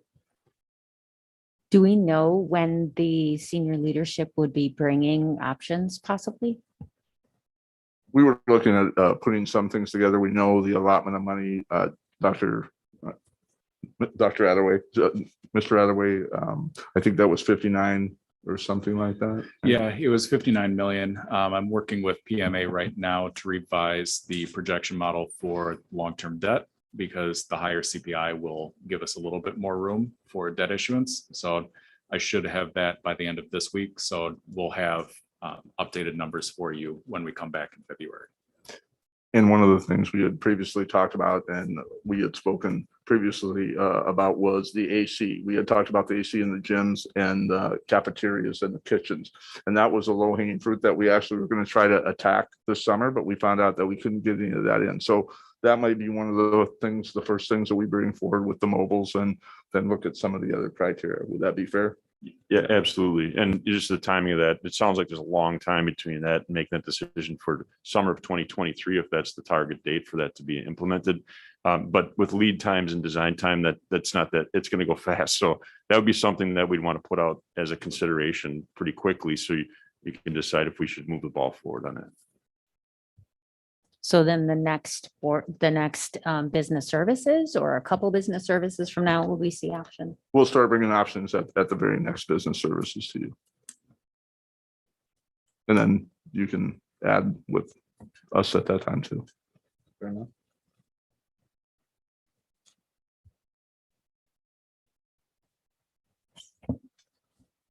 Any other questions, issues, or comments, things we ought to know, guys? Okay. Just you. thank you for Thank you. all this work. It certainly helps me see it. I'm sure it helps all of the board members. So thank you so much. Absolutely. I think that brings us to item H, the Haynes Center classroom wing improvements. Last time when we met in November, we had talked about looking at it, we okayed Dan and his team to go ahead and do some design things over the holidays and that for coming forward. He's going to share a little bit of that with you tonight. I will tell you from the November 18th meeting that we had with you at that time, we were talking about possibly starting and doing an abatement and have some things done. So Dan's also going to cover what that construction calendar would look like going forward into the next year. Okay. So if you could share that with us, Dan. Sure. Thanks. Thank you.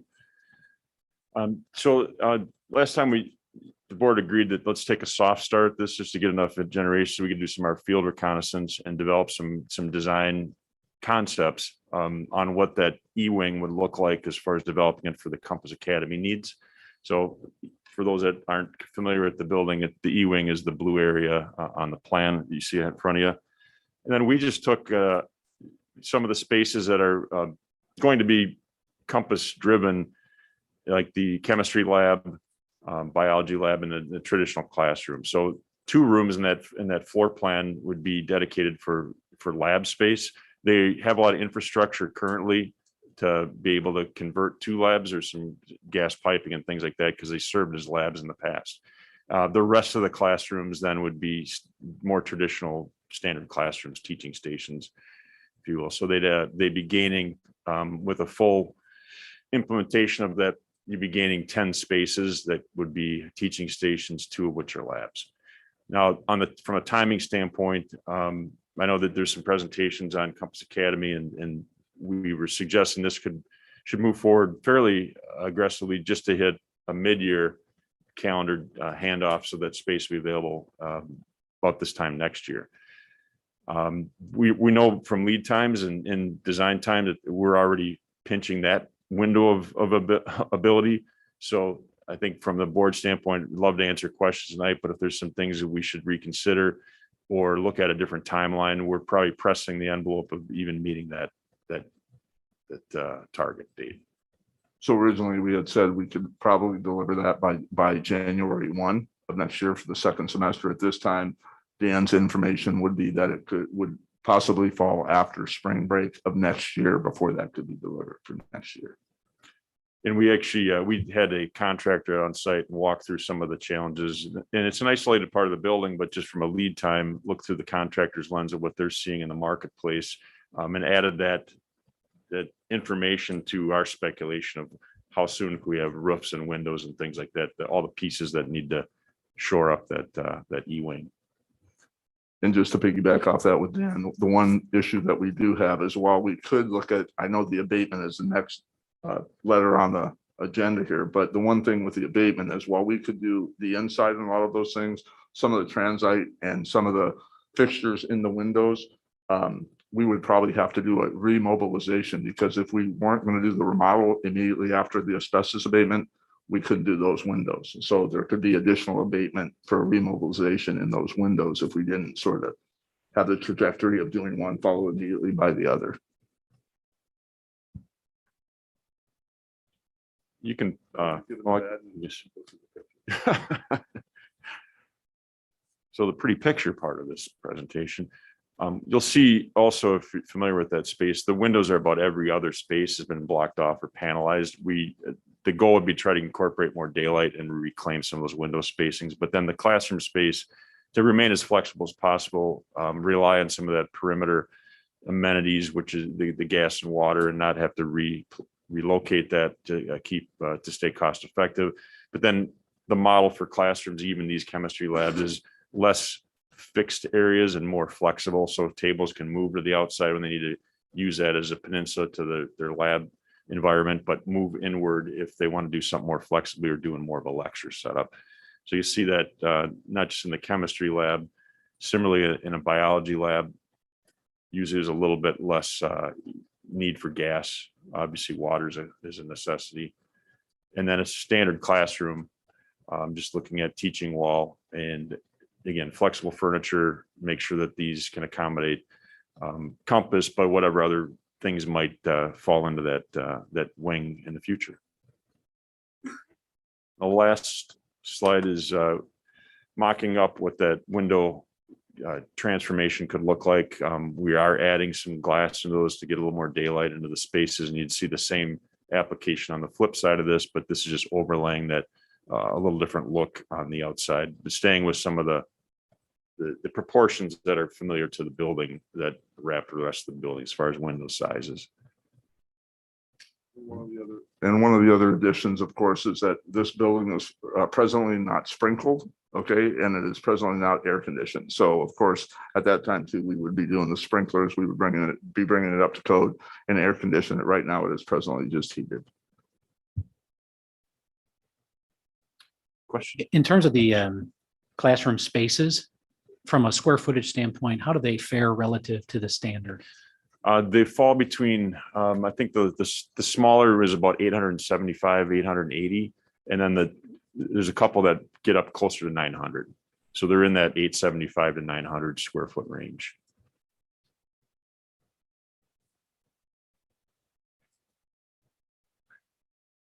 In the Compass enrollment model for classrooms is between 16 and 18, if I'm not mistaken. So there is also a little more space just from the standpoint as the target class size is less than it would be in a typical classroom, high school classroom.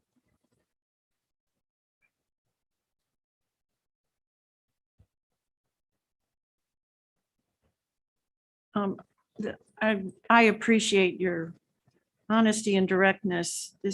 For me, this was a difficult one to look at. I really have a great faith in what Compass can offer kids. The cost was a little more than I was expecting, but the amount of work that had to go in. And it makes no sense in my head to go forward with an end date that isn't going to accommodate the students anyway. I don't know what that means in terms of costs for the future. I'm also just a little bit uncomfortable that we haven't really looked at the whole facilities work to know if that wing can be used for other things as well. And so I appreciate your giving us that caution about moving forward. If I heard you correctly, because I would prefer to wait if we can, knowing that the students can still get what they need by going over to the north or east. I know it isn't what we think is optimal by any means, but it sounds like they'd be doing that for most of the year anyway. Well, and originally we had given you something that we thought we could deliver. And like when we met with the construction folks and that, we can't even guarantee that it would be by next spring break. So we thought that was important that you knew that going in. And on that note, if it would not, obviously it's not going to be by next January, so by next spring break, how much more lead time would that give us for the next start term for a discussion in order for us to get more of the necessary data that we might need?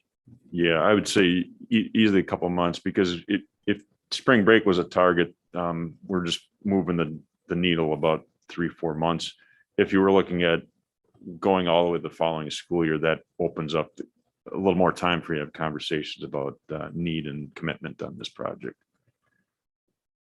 So at least a couple months, 2 to 3 months, if we weren't pressed to have a mid-year, like a January 1 handoff of that project. I just wanted to see if, make sure we had some breathing room for some time for some of the necessary discussions to take place. And obviously, if it's not going to happen in that time, that gives us a couple more months to kind of hash out some additional things and get some, and maybe some educational data as well. That's of course not relevant to your work, but certainly is to ours. But to your point, that 2 to 3 months, and then we wouldn't still have a month in the summer that we could possibly do the abatement. So, it's just the schedule, to Dan's point, it's just been moved, and students are, going to the high school possibly for their wet labs for next year. And then that gives us a little time. So 2 or 3 months, we feel confident if we can do that. While I'm thinking about it, because Mrs. McCabe had brought up the concept, she wasn't sure about what that might do with cost. That kind of movement. I know we consider a certain number of percentage points as if we push off construction for a year. If we're talking about pushing off something for a matter of months, is that going to have a significant impact on the numbers we're seeing here?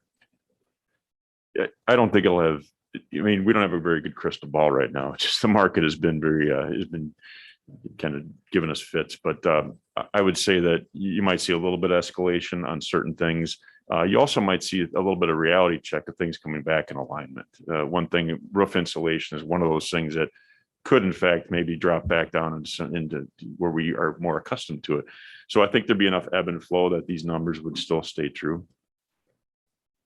If we hear of anything, I would certainly alert the district that something else has kind of caught fire on the lead times or in the cost. So Mr. Baird, you mentioned the abatement issue a couple of times in the discussion.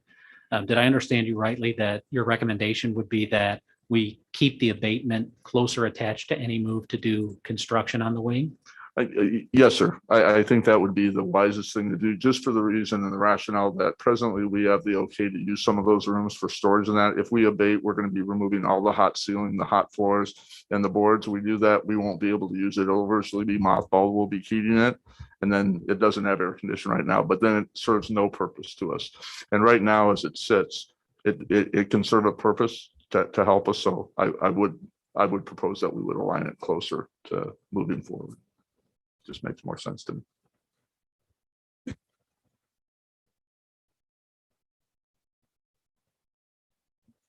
Any other issues or questions on, I'm going to combine item H and I there, since we've discussed both. Any other questions on items H or I, the abatement or the construction at present? The only thing I would add, so is the board comfortable then that this will stay at committee at this point? I think right now that's the best place for it. Yeah.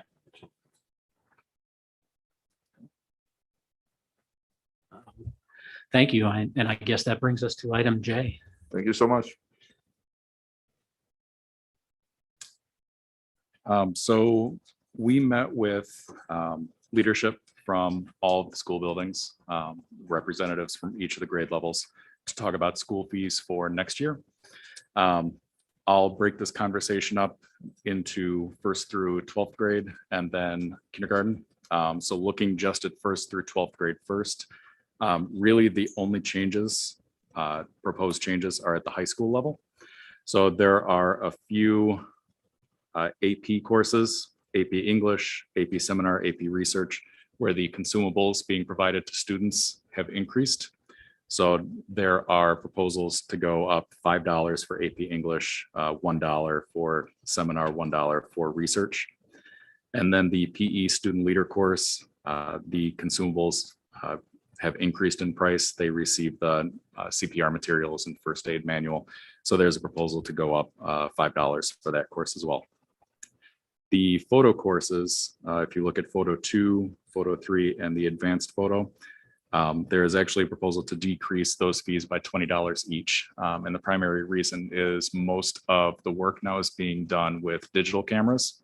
So the amount of supplies needed has greatly reduced from when this course was first put into place. And those are the only fee adjustments recommended for 1st through 12th. Parking, is that an increase or no? I believe parking is recommended to stay the same. Okay. Yeah, that's the same. Yeah. Is that the same? Yeah.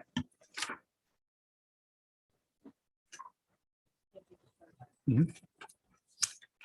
And then turning to all-day kindergarten, I know we talked briefly at the last business services meeting about some quantitative data. Ms. Geyer has brought some qualitative data. We did a survey with the families that are currently in half-day kindergarten right now, and I'll let her share that with you. Good evening. Before I get started, though, I do want to share with you, you've been talking about our enrollment numbers going forward. And right now, our early childhood program is already full with our community-based students. That's the first time it's ever happened right during the month of January. So all those spots are full at this time. And we have about 14 on a wait list. So we'll just kind of watch that as we go forward. It's important that we just can't open a classroom because we believe in a blended model, that we have both of our special education students as well as our typical community based students. So we're holding off on that right now. And then also, So Mrs. Garrett, so what's the total then? Total enrollment? I don't have the total enrollment. I do know that we have 120 community spaces full. Okay. Okay, thank you. Mhm. And then also our kindergarten registration opened today. And at the end of the day, without hearing from Pearson Creek yet, we have 152 kindergarten students registered. And 8 of those are registered for half day at this time. First day, so we know it's our second year of doing online registration. And the schools are very thrilled with it. And I think the parents are too, that they're able to not have to take off a day of work to come in and register. And then just so you know, from this year, we had this current school year, we had 763 students predicted for kindergarten from our model, and then we had 778 enrolled. And for next year, right now, we have 746 predicted. So the last couple of years, except our COVID year, we've been very close to the predictions. But Mr. Shazar does say after next year's numbers, we can't really count on them until we get the new birth rates. So then on to the survey. So once again, we surveyed our half-day kindergarten families. And we had 80 responses out of 165 surveys. Now, please know those surveys are sent to both parents in the family. So we know that we had about 116 distinct families that received them, and we had 80 that came in. And we have 95 current half-day kindergartners. As you can see up there, 80% chose half-day because they thought it was best for their child, and 19 chose half-day due to one or more factors that we'll go into in just a few minutes. Last year, when we did this survey, we had 67% choose half-day because they thought it was best, and 33 choose it because of the cost or another factor. I left some of the comments up there so you could see them as we go through that parents were saying. Then we took the 15 families that said that there was a factor related to choosing half-day kindergarten, and we asked them another layer of questions. And the first one was the fee associated? And we actually put the fee up here because you had lowered it for this school year. And then you can see here that 80% said that the fee was the factor and 20% said it was not. And last year, 100% said the fee was a factor. So we're seeing a little bit different results as we go along. We also asked, is there a fee that you would say would be that you would consider? And it went anywhere from $0 to $600 a year. We also asked if when they enrolled, were they informed of the fee waiver application? And you'll notice up here that 7 stated they did receive the information and 5 did not. And if you remember, the fee waiver came about in June of last year after registration. And even though we sent communication to families, and we also asked our admin assistants in the buildings to make sure any new family that came in knew of the fee waiver. Either a few did not hear about it or forgot. We're not sure with that. But do know it's on the registration website this year. So families are seeing it right as they go through all the registration paperwork, and our admin assistants are following up with them with the fee waiver too. And then we also asked if having before or after school care, and 80% said no, that was not a factor. And then, we can't predict which families will choose half-day in the future, but we thought it would still be important to ask that question. And 14% said that they would consider sending a child to all-day kindergarten with a fee in the future, when 26 responded that they were undecided. You'll even see in the comments at the end, one family saying that their child this year was a young kindergartner, so they went half day. But their next child they will send full day because the birthday's a little bit later. And then our final question that we asked was for all participants of the survey again. And you'll notice some of the comments, and I'll let you read them as I went through and coded them as well as I could. And there were about 7 comments that was really about wanting to spend more time with their children at home, and that's why they chose. 15 were related to all-day kindergarten not being what they felt developmentally appropriate for their children. It could have been because they wanted more free time for their children to play, the length of day, or that their child still took naps. 13 were COVID related for this year, that they chose the half day either because of wearing masks or not having their children eating lunch at school. And then 11 had a comment with that their child either missed preschool due to COVID or transitioning from the preschool experience into the kindergarten experience. They didn't feel they were ready for it.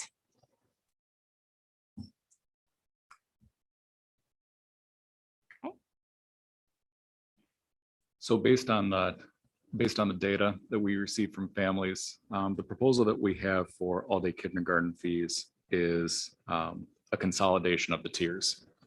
So when originally the all-day kindergarten tiers were put into place, there were 4 tiers created, 1 for free, and then it staggered up all the way to full pay. Our proposal is to consolidate into 2 tiers. So we would consolidate the free and reduced tiers. So anyone who is not full pay would be free going forward. So all the way up to 300% of the federal poverty guidelines. That has a projected revenue impact based on the number of students that fall in tier 2 and tier 3 currently of about $12,000. That also brings all-day kindergarten fees in line with the rest of the registration fees, 1st through 12th grade. All-day kindergarten is the only grade level where there are reduced fees. Every other grade level is either free or full pay. So that would bring all-day kindergarten in line with the rest of the grades.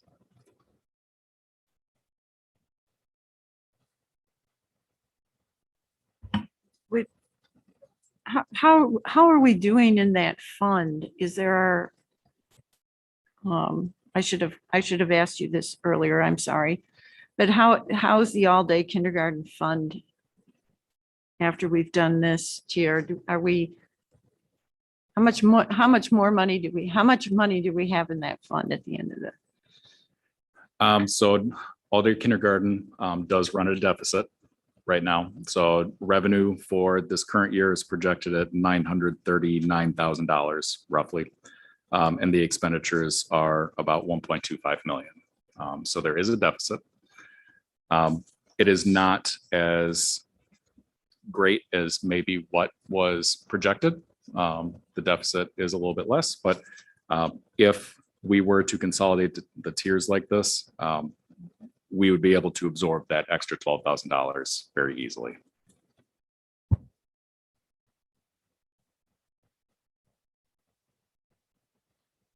So just so I can visualize this because I'm not looking at it right now. That just means there's no pay and then there's full pay.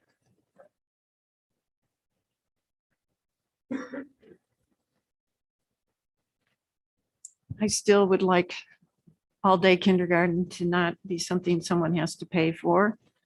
I don't think we're ready for it yet. Thank you for all the work to finding out. I appreciate it. I'm proud of our community. They're doing it for all the right reasons. But I think all-day kindergarten should keep coming down in cost or in price, so that we can be sure that there's not a reason why people would choose to miss it. But I appreciate the work that you've done. I appreciate that we have gotten rid of that, that the tiers are gone. If there was any way we could cut a little bit out, just to show that, I don't know how the rest of the board feels. It's something that as an early childhood person, I felt for a long time that I remember in its initial phase, it was supposed to be a trial period for 2 years, and then it was going to be free. And that was, correct me if I'm wrong, Mrs. Barker, because you have kids about my age as kids, but my oldest was a kindergartner, and he graduated in 2020. Yep. So we've had it full charge for we've had it being paid for a long time. I don't know what the standards are across either the state or the nation, that either lots of states have a fee-based system or they don't. I don't know that data. But it's hard for me to rationalize a pay for public education. But obviously we don't want to, harm our budget. However, this was obviously not supposed to be a permanent thing. So Yeah, I have a hard time talking about academic excellence and not having, free all-day kindergarten for all students who would desire it. So that's just where I'm at with it. Well, let's be clear, it's not free. It's simply that the portions paying for it would not come directly from the parents that way. It would come through the budget Correct. through another line. That's what I item. meant. Well, I think there's an important distinction, because when we say free, it suggests that there's no bill to be paid. And what I heard was that we already run at a deficit. So even for those folks who are paying, it's not self-sustaining. In fact, we pull money from other parts of the budget to support all-day kindergarten today. We have seen the survey results that suggest that the people who participate in all day do so because they think it's a good value. And the people who don't, only a very small portion have said they avoid participating in all day because of a budget constraint. The tier changes that you've suggested should eliminate some of that. And we're down to a very small percentage who would avoid it because of cost. So it's hard for me to rationalize the notion of being unsupportive of academic excellence with continuing a program that seems to be working for most of the population based on the survey results. Do we have survey results of the people who chose all-day kindergarten and then paid for it, about what their thinking was about paying for it? We did not. I guess I would say, I do agree with the points that you're making, because clearly there isn't a large population that is being left behind in terms of that. And as far as fees, if we want to talk about public education, we're charging fees all through this. Whether it's for high school or even just to register your child, technically even in elementary school, we're charging a fee. So I just think philosophically, if we need to look at it all, if that's the route that the board wants to go. well, it's not a standard that our high school students are paying 1,800 for a year. So I mean, the fees are not equitable. If you have if you have multiple children, you absolutely are.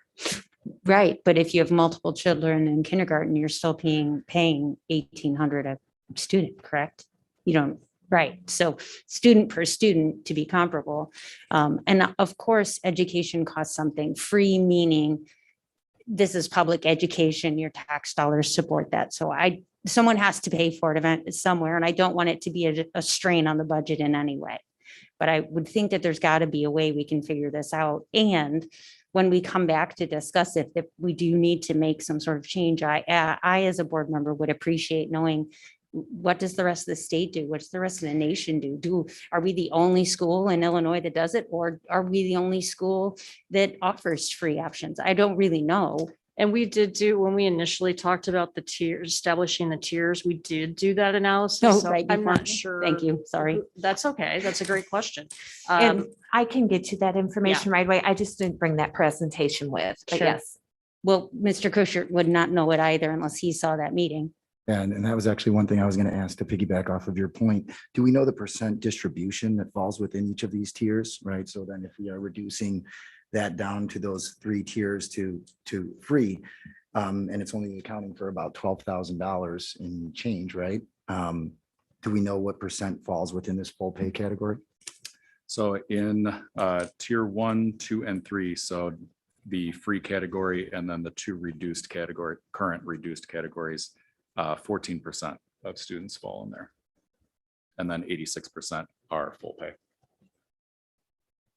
The only thing I would like to add, just to remind the board that I'm sure that we have parents, and if we don't know this, we should be asking that, you know, would you want us to not offer a half day? I would think that parents would still want some of We have that. to legally. We do have that. to offer a half day. Fantastic, because I Yep. would have, yeah, that would be something I would want. So, okay, great. Thank you. Thank you. I think the comments that were up on the board made it clear that there are a significant number of people prefer half day anyway. The one thing that I wonder about is as people fill out surveys and from one year to the next, the numbers changed a little bit. Kind of when nothing was on the line for them. I think sometimes when you answer a question in a survey and you think if you answer one way, it could have a dollar impact on you, whether or not it's going to be significant for you, you might tend to answer in the way that's going to reduce your costs or your fees. So I think that might be partly reflected in the way the survey was answered the second time around. I think, we do have to remember that the total budget number was 1.25. Yeah, 1.25. That's not, that's a significant number. And so to just suddenly eliminate that kind of money from our budget would mean that somewhere else we're taking $1.125 million away from something else. And, or we're hitting people up for that much more money, which we can't right now. So I think we need to bear that in mind that it's just kind of a resource allocation at the moment. Because of my history, all-day kindergarten started during the period of time I was working in the district. It came out of a summit. People wanted it. The only way we could afford it was to make it have a cost. The previous boards wanted everyone to pay something. There was a philosophical reason for the small amount. I would believe that people who are paying it usually pay maybe 3 times in their whole family's time. We don't do it again in first grade. We don't do it again in second grades. And many people pay for preschool. Moving into kindergarten, it's part of their budget. But historically, the idea was that the community wanted all day. They understood the only way we could do it was to have them pay. It has been noted by every board, by every superintendent, that it costs $1 million to run full day kindergarten. So that's to have that. So part of this is a philosophical conversation. Part of it is a budget conversation. And I think for me, it's something that I've always wanted, but I'm also trying to be a fiscally responsible person. And I think we've made movement towards trying to cut the costs or trying to cut the enrollment fees so that won't be a reason. But I still wish we could do it full day free or without that cost.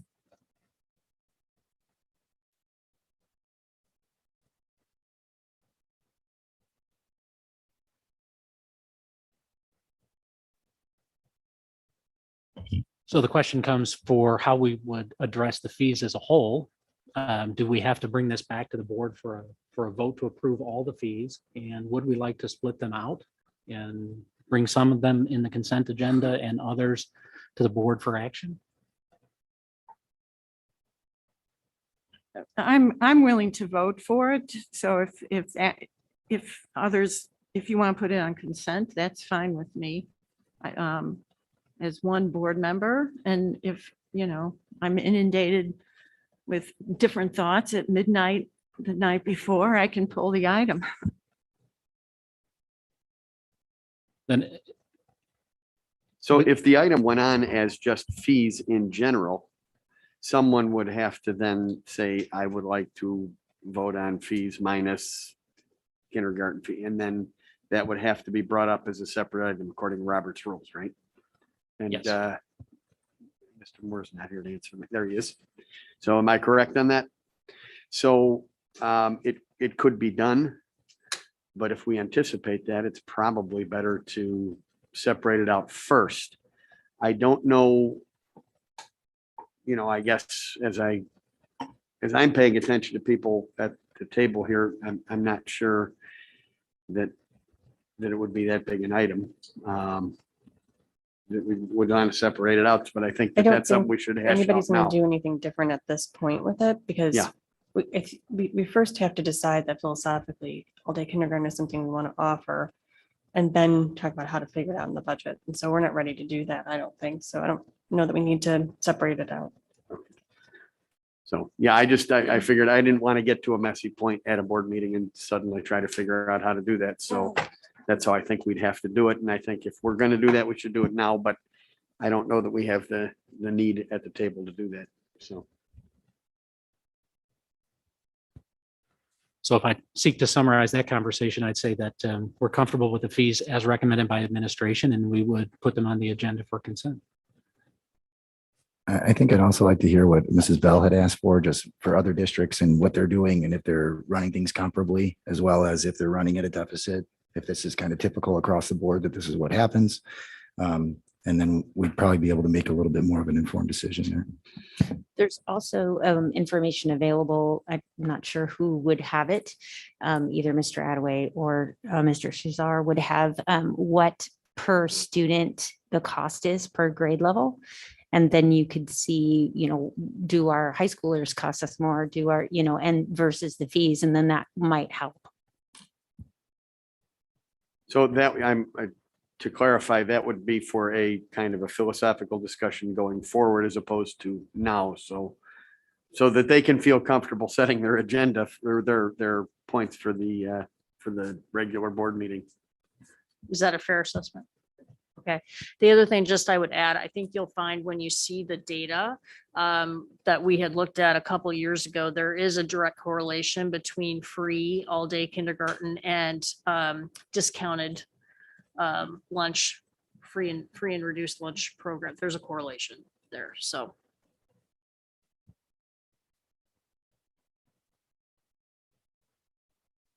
I think that brings us to item K, TRS Supplemental Savings Plan Resolution.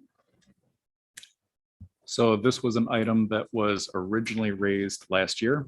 TRS asked that all school districts adopt a resolution to implement a supplemental savings plan that acts as a 457 plan.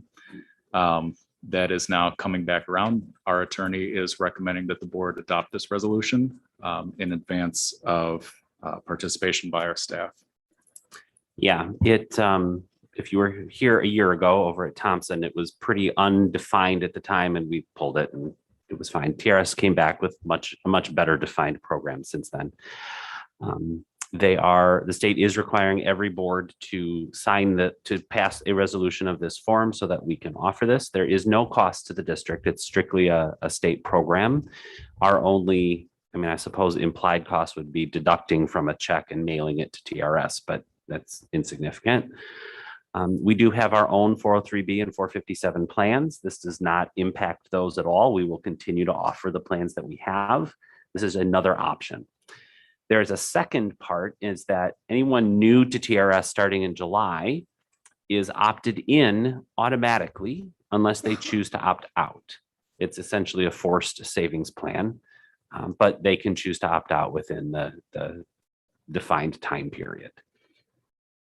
So what we're asking you to do today is to bring forward to the board in February a ratification of this resolution that our attorneys wrote, and then we will send that on to TRS. Our employees cannot sign up for this plan until you have adopted the resolution.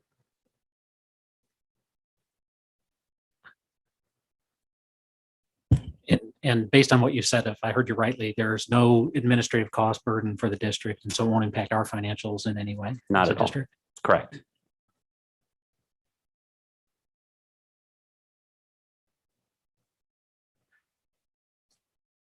if I suppose we put this on the next agenda for action then.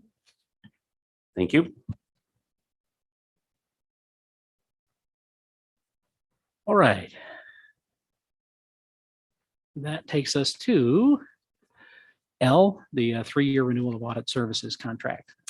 So we just finished the final year of a 3-year agreement with Miller Cooper. We have been very pleased with their audit services. This was my first year going through an audit with Miller Cooper, even from previous districts, and I will say that they are extremely thorough. The questions that they ask, the data that they ask for, this was an extremely thorough audit process, but that's great for this district and for this board. So we asked them to provide us with a proposal for a 3-year extension, and that is what's included in your packet. So there is a little bit more of an increase from the previous year to this year, but that's because of changes to reporting requirements from the federal government. So their expenses and their hours will increase in future audits. But overall, they've done a great job for the district. So we recommend that the board approve the amendment.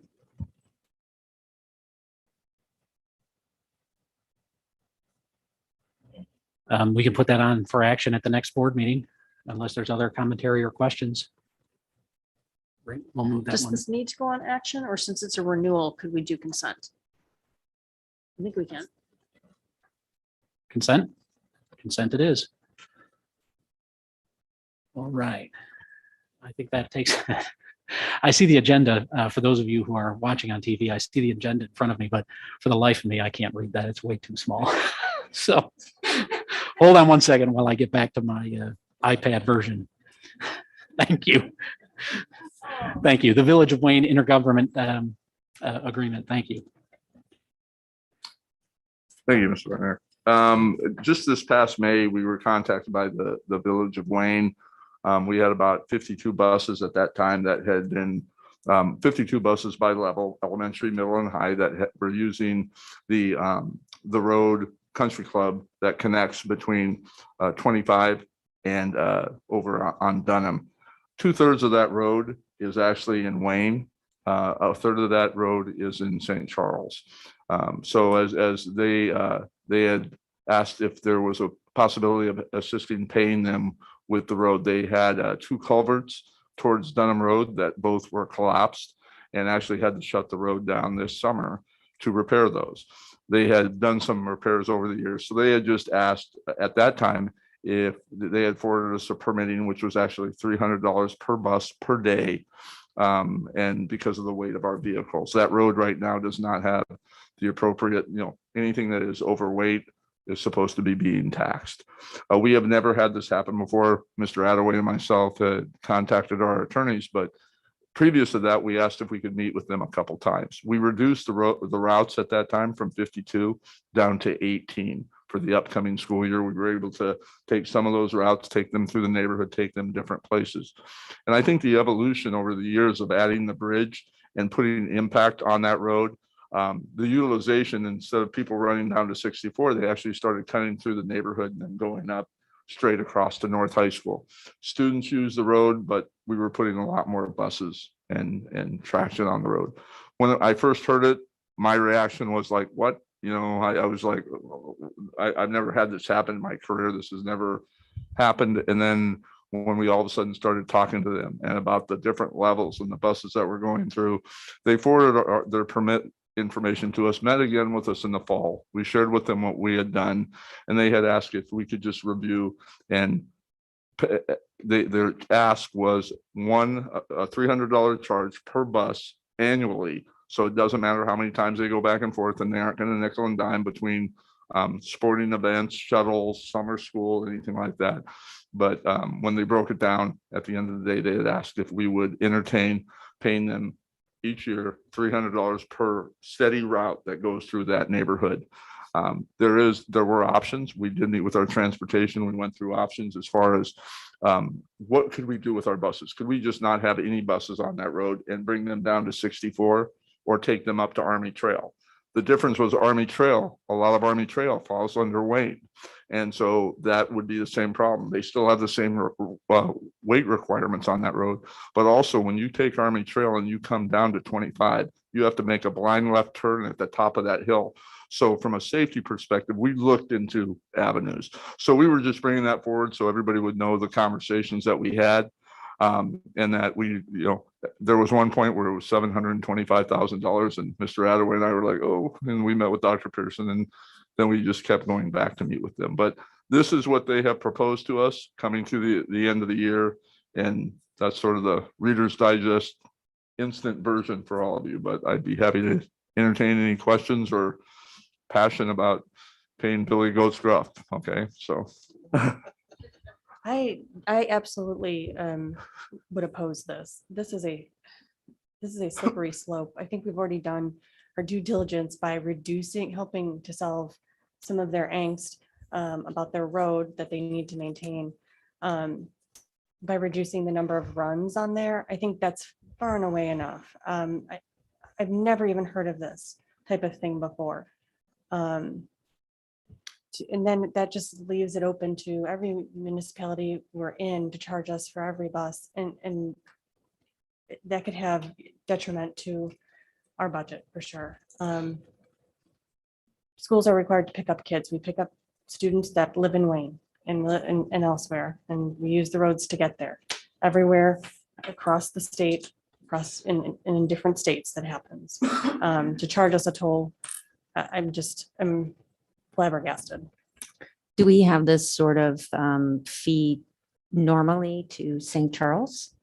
We do not. And Mr. Attaway maybe can talk to the taxing body as far as roads and that, but we have never had this brought up by anybody else with us. And So we when- did contact our attorney also. So to be clear, we're not paying it in St. Charles. We don't pay it in DuPage, West Chicago, Canton, South no. Elgin. This would just be Wayne? We don't, and the primary reason for that in the municipal code in most cities, in most villages, there are weight restrictions on the roads, but in most municipal codes, it specifically exempts government vehicles because villages have to follow their own municipal code. So they've got large salt trucks and plows that have to go on the roads. So they normally exempt government vehicles, which is how school buses don't get charged.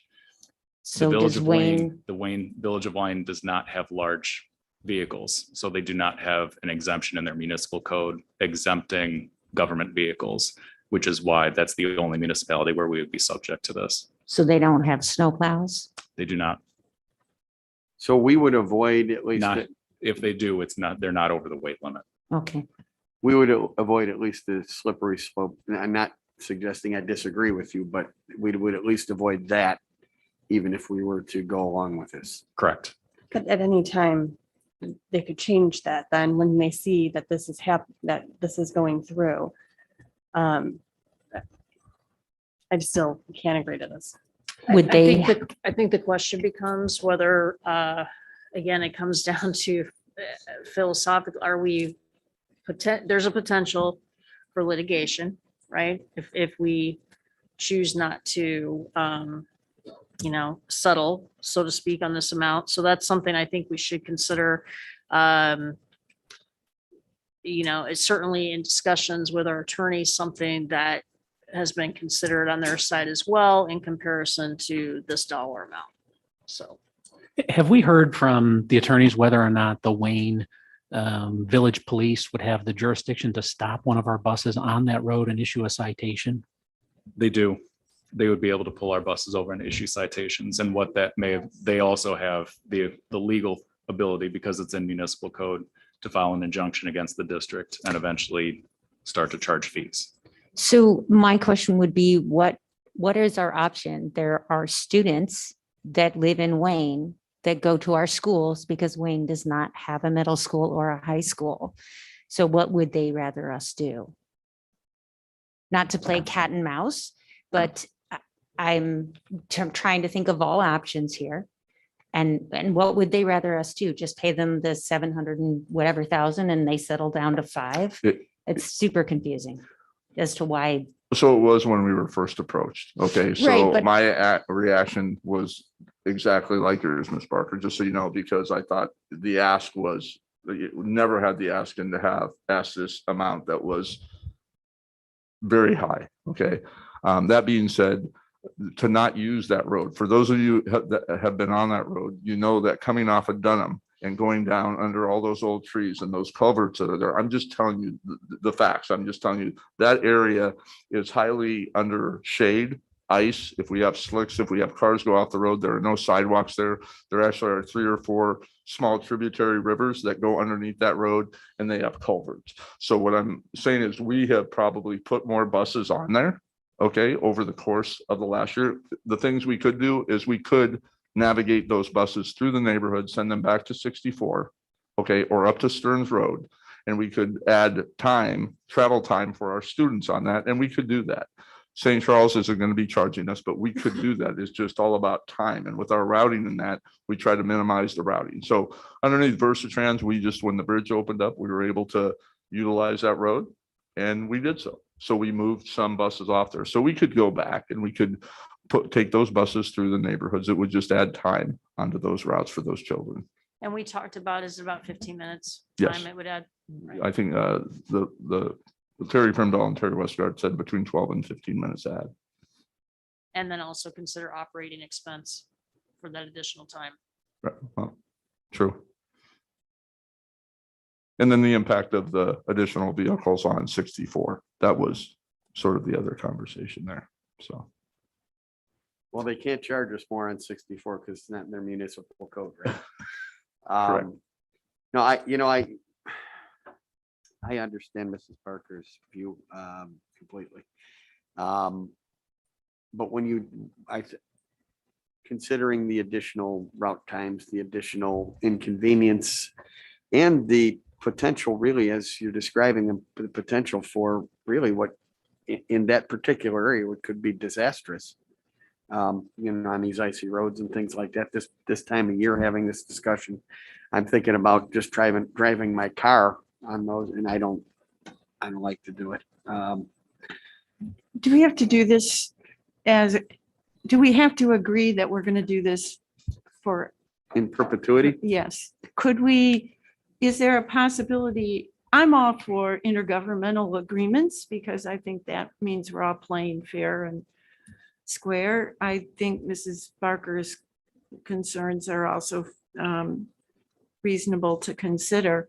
I wonder if there are other possibilities that we could encourage the village to consider rather than the school district paying a tax. Maybe other things could be considered. That's not our decision, but and I'm wondering, how often do they repair the roads? Will this money go right directly to roads, or is it going somewhere else?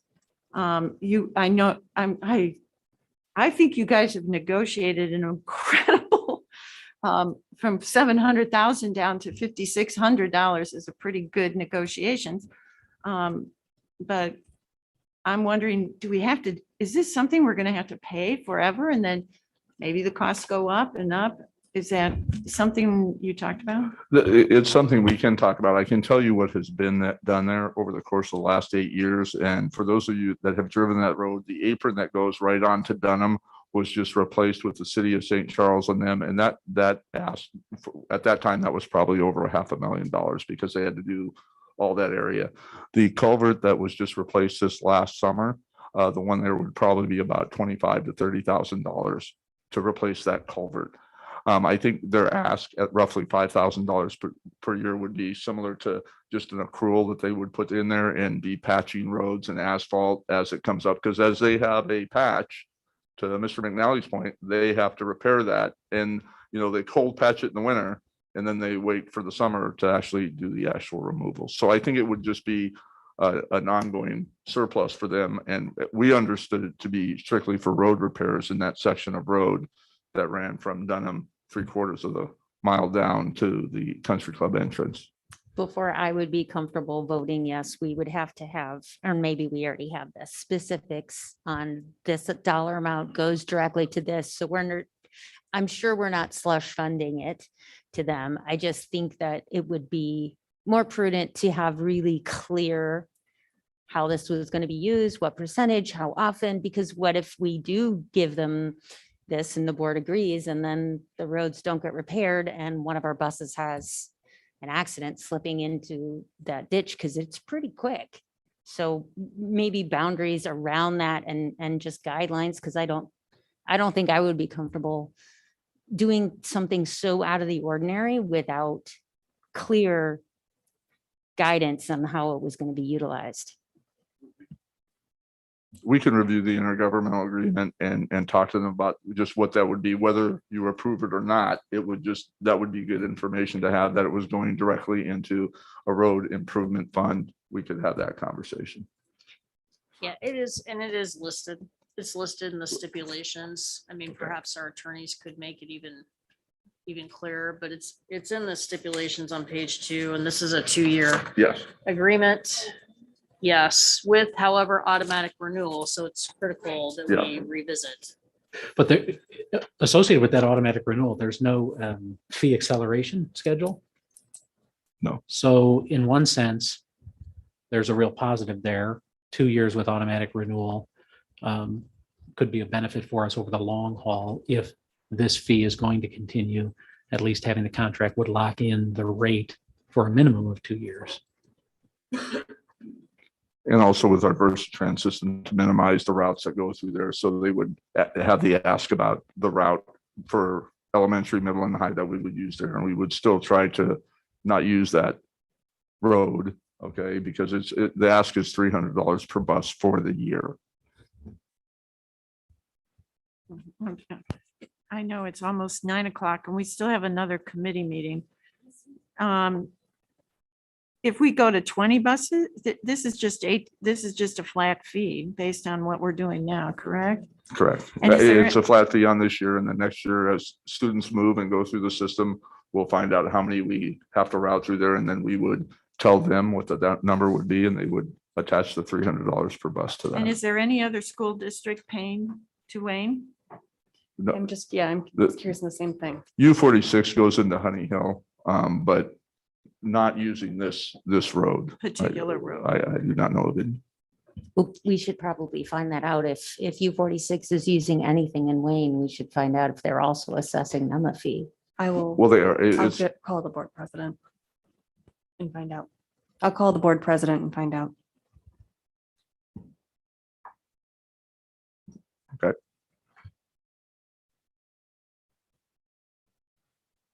Well, we have a decision to make. We can bring this to the next board meeting for consideration, or we can keep it in committee until this bit of additional information comes, or we can simply have a discussion at the next board meeting about it and still have it on for action.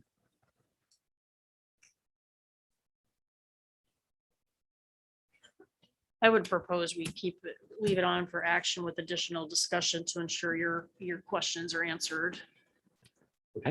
And Mr. Wagner, point of clarification, is there anything you would like me to ask the Wayne board?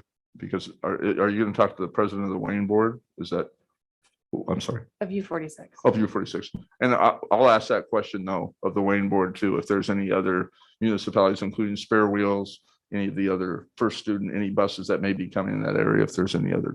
So I'll get that from Justin and I will get that from them. Would Spare Wheels have buses that They big? wouldn't have the weight. They're usually kind of smaller van type things, aren't they? They do have the larger bus. I just don't know, I would have to ask them weighted buses that meet the requirements of our large buses. That's what I would ask them. But they do have larger buses. I just don't know if they're, Which I guess was just kind of popped into my head. but those buses do go into the Honey Hill. I just don't think they go down this road. Yeah. So to summarize, we'll have this intergovernmental agreement consideration on for action in the next board meeting. And we'll have before that a discussion of the facts coming from the Wayne board as well as from the U46 board president. Yes, sir. Thank you. Thank you. That brings us to end of meeting citizens comments. Item 3 on the agenda. I don't think we have any public comments. So let's have a discussion of future agenda items. Of course, we have all of the scheduled budget agenda items that'll come in sequence as Mr. Attaway has presented. Are there other items that we need to have? Well, we'll have the facility master plan discussion as a standing item. That should be it. Okay, well, then without further ado, that's item 4B, adjournment of the business services meeting at 8:50 PM. Without a gavel.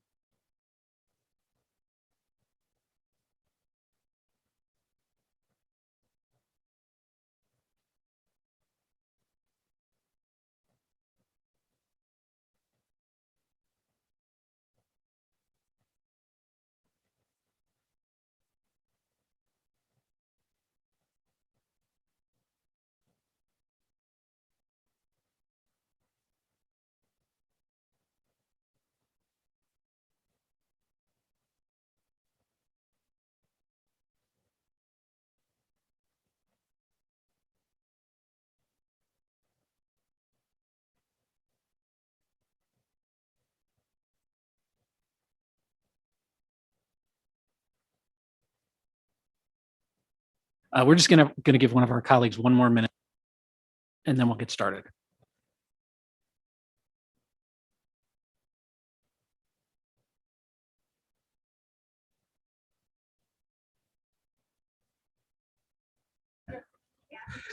Okay, hopefully the guys with the camera are in action. We're ready to call to order the Monday, January 31 Community Unit School District 303 Policy Committee meeting.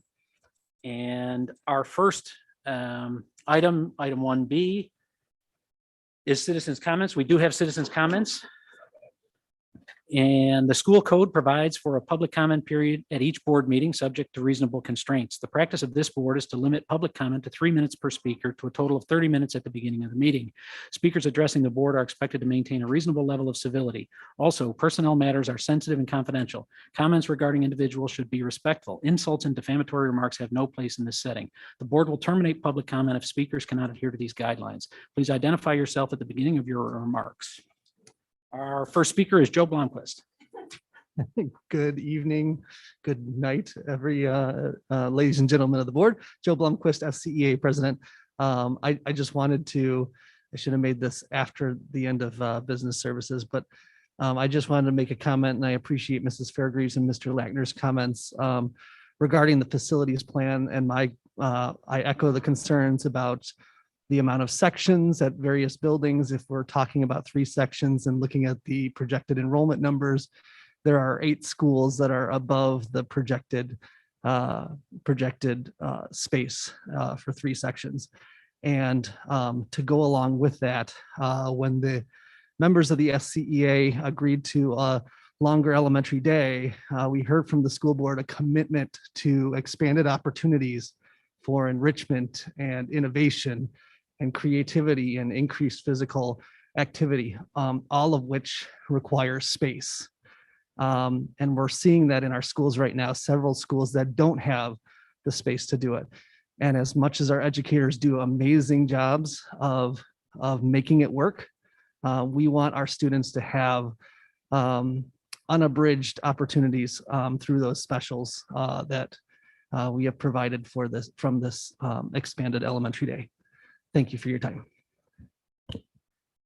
Thank you. That concludes citizens' comments for this meeting. That brings us to item 2 for discussion. The first item is the review of policy 2230, public participation in school board meetings and petitions to the board. So what we're bringing to you tonight is the recommendations from the Citizens Advisory Committee.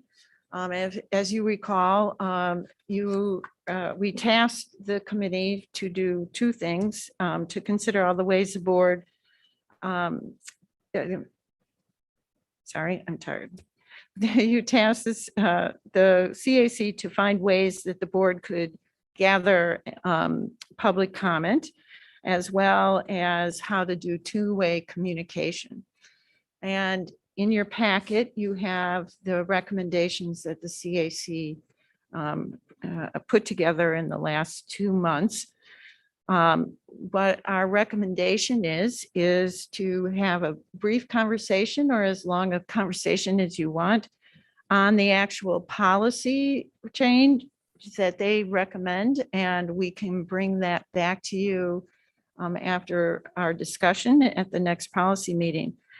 The 2-way communication is a little different. It isn't necessarily for the purpose of changing policy, but rather procedures and process that the board may want to consider. We may want to reflect on that after we do the strategic plan, as well as the superintendent search, to see how that what we're doing in that process, as well as whether we hear other things from the community. So at this time, I hope you have had a chance to look at what they have recommended. You'll see in red those pieces that I believe are suggested to be added to the policy, and any discussion you might have, and we'll go from there.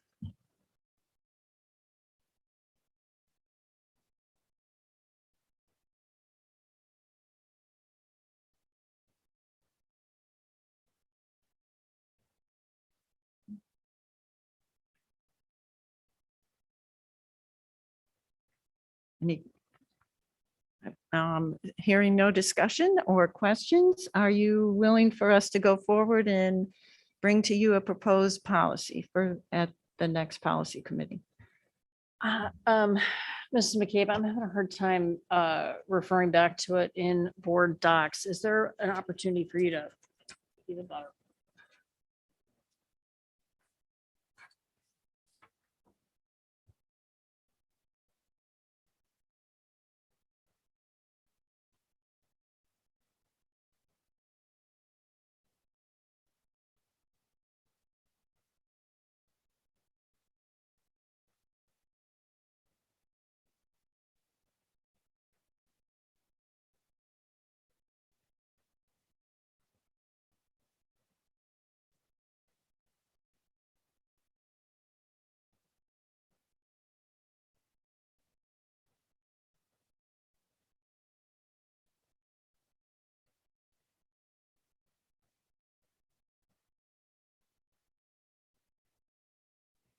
I'm in agreement.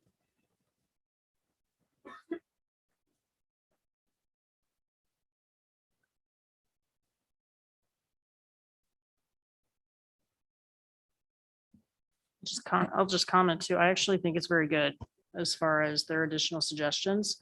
I think it should be very helpful in terms of education around public comment. So In bullet 3 was the italicized portion. Was that replacing something? Is there a reason why that's in italics versus the other red print? I think it's just for how the discussion and the presentation went, and that these are components that they want you to be aware of. You do have the policy as well. It is 2:230. In addition, we might consider, just as a practice for us as we prepare the meetings, to keep a copy of the policy laminated and sitting out at the sign up table, just so that folks can refer back once any policy changes might be made to the policy as it is adopted. That is one of their specific recommendations, is that it's either on the top of that sign up sheet if it's small enough or nearby, so it's helpful. So it sounds like I'm going to bring you a revised policy, including the things from CAC at the next meeting, which is later in February, and you'll review it and then perhaps approve it in March. Yes. Okay. Thank you.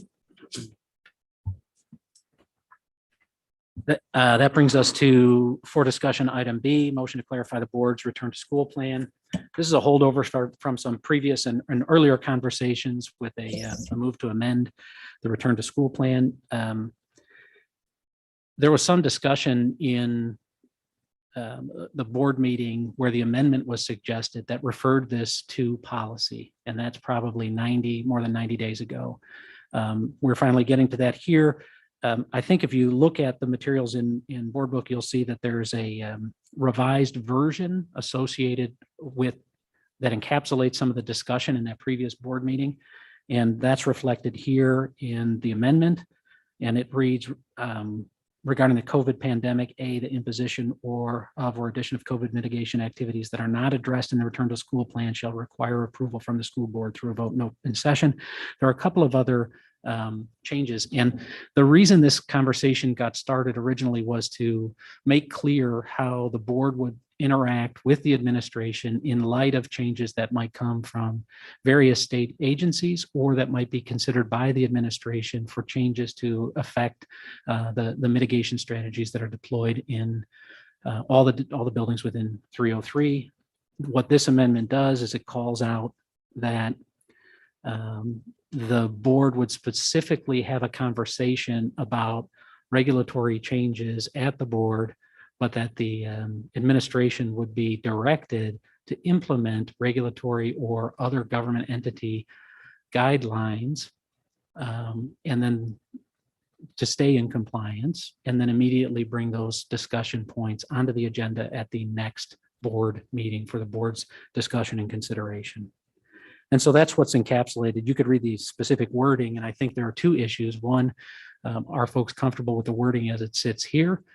and comfortable enough to bring it back to the board for consideration of this amendment. And then second, if there are additional changes that might be required to the wording here or the intent, should this remain in committee for further discussion and another draft or redrafting. Some of the things that were most objectionable or caused the most discussion associated with words like mandates and compliance have been eliminated from the current draft, and they focus really just on articulating the board's role in reaction to any of the regulatory and guidance changes that might come out. So some of the more objectionable things or things that caused concern, I think, have been removed from this draft, but you can each weigh in on that. Let me take a So- pause there. That's my intro. So if I could ask for clarification on item C, so what we're stating there, as I read it, the superintendent would be empowered to implement something as mandated, required by those entities. And this would really come into play if the board was not scheduled to have a meeting coinciding with that, really. Because then ultimately, whatever is implemented on the interim basis, that interim basis is only as defined until the next meeting. That's correct. Okay. You have it Okay. exactly right. This is only for COVID. Is that correct? Well, doesn't it, As it's drafted here, it only addresses COVID and COVID mitigation. It could be redrafted. However, it refers specifically to the COVID return to school plan. And if we were to adopt a policy associated with other public health, they would have to, I think, be introduced differently without reference to the mitigation, I'm sorry, the return to school plan that was adopted in July. those specific to the return plan would be, however, what I was, I believe what I said at the board meeting when we discussed that over 90 days ago, so correct me if I'm wrong, was that we might want to include information in a going forward policy of future public health, because we don't know what it might be called. Hopefully there isn't one, but you put it in there between C and D. So I think that meets that for me anyway. Yeah, I was going to say, doesn't item D address that future? Okay. Has this been to the attorney already? It hasn't, right? I don't believe this version has been to Okay. the attorney. I think we need to do that to be sure that we legally have that. And I think, I just want to be sure I'm clear. This is not really a policy. This is to tag on to the return to school plan as presented in July. That's exactly right. The return to school plan, it was introduced as an amendment to that return to school plan. That's right. So if we wanted it to be a broader policy outside of that return to school plan, I think we'd have to take another pass at it. I do think that given where we stand in terms of ongoing conversation in various other political and judicial bodies presently, this would clearly articulate the board's role in making decisions about how D303 reacts to any of those. And so it is relevant to the kind of the current time. I would recommend to the board that we consider this particular amendment attached to the return to school plan with a review from the attorneys as soon as possible, and then entertain at a future policy meeting whether or not this is sufficient or whether or not we need a different policy associated with potential future health events. And so from a future agenda item, I would say we might want to consider this issue set again in a more general context than just the COVID situation. Well, and you already have a policy related to, it's called Pandemic Preparedness, Management and Recovery. It's 4:180. So I think we need to cross it with what that already says. And that was,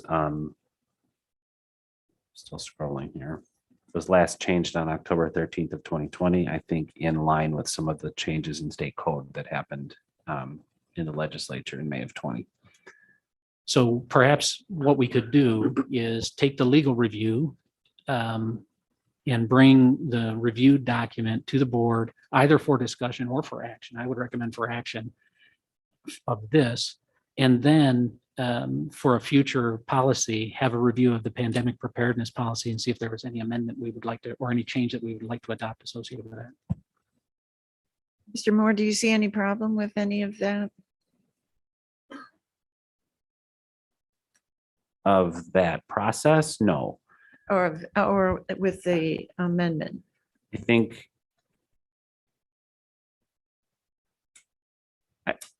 think the challenge will be is what, if we're rolling back to July, we never actually implemented July.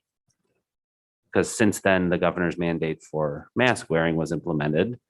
And as we discussed, we're mandated to follow that. So I'm not quite sure how we roll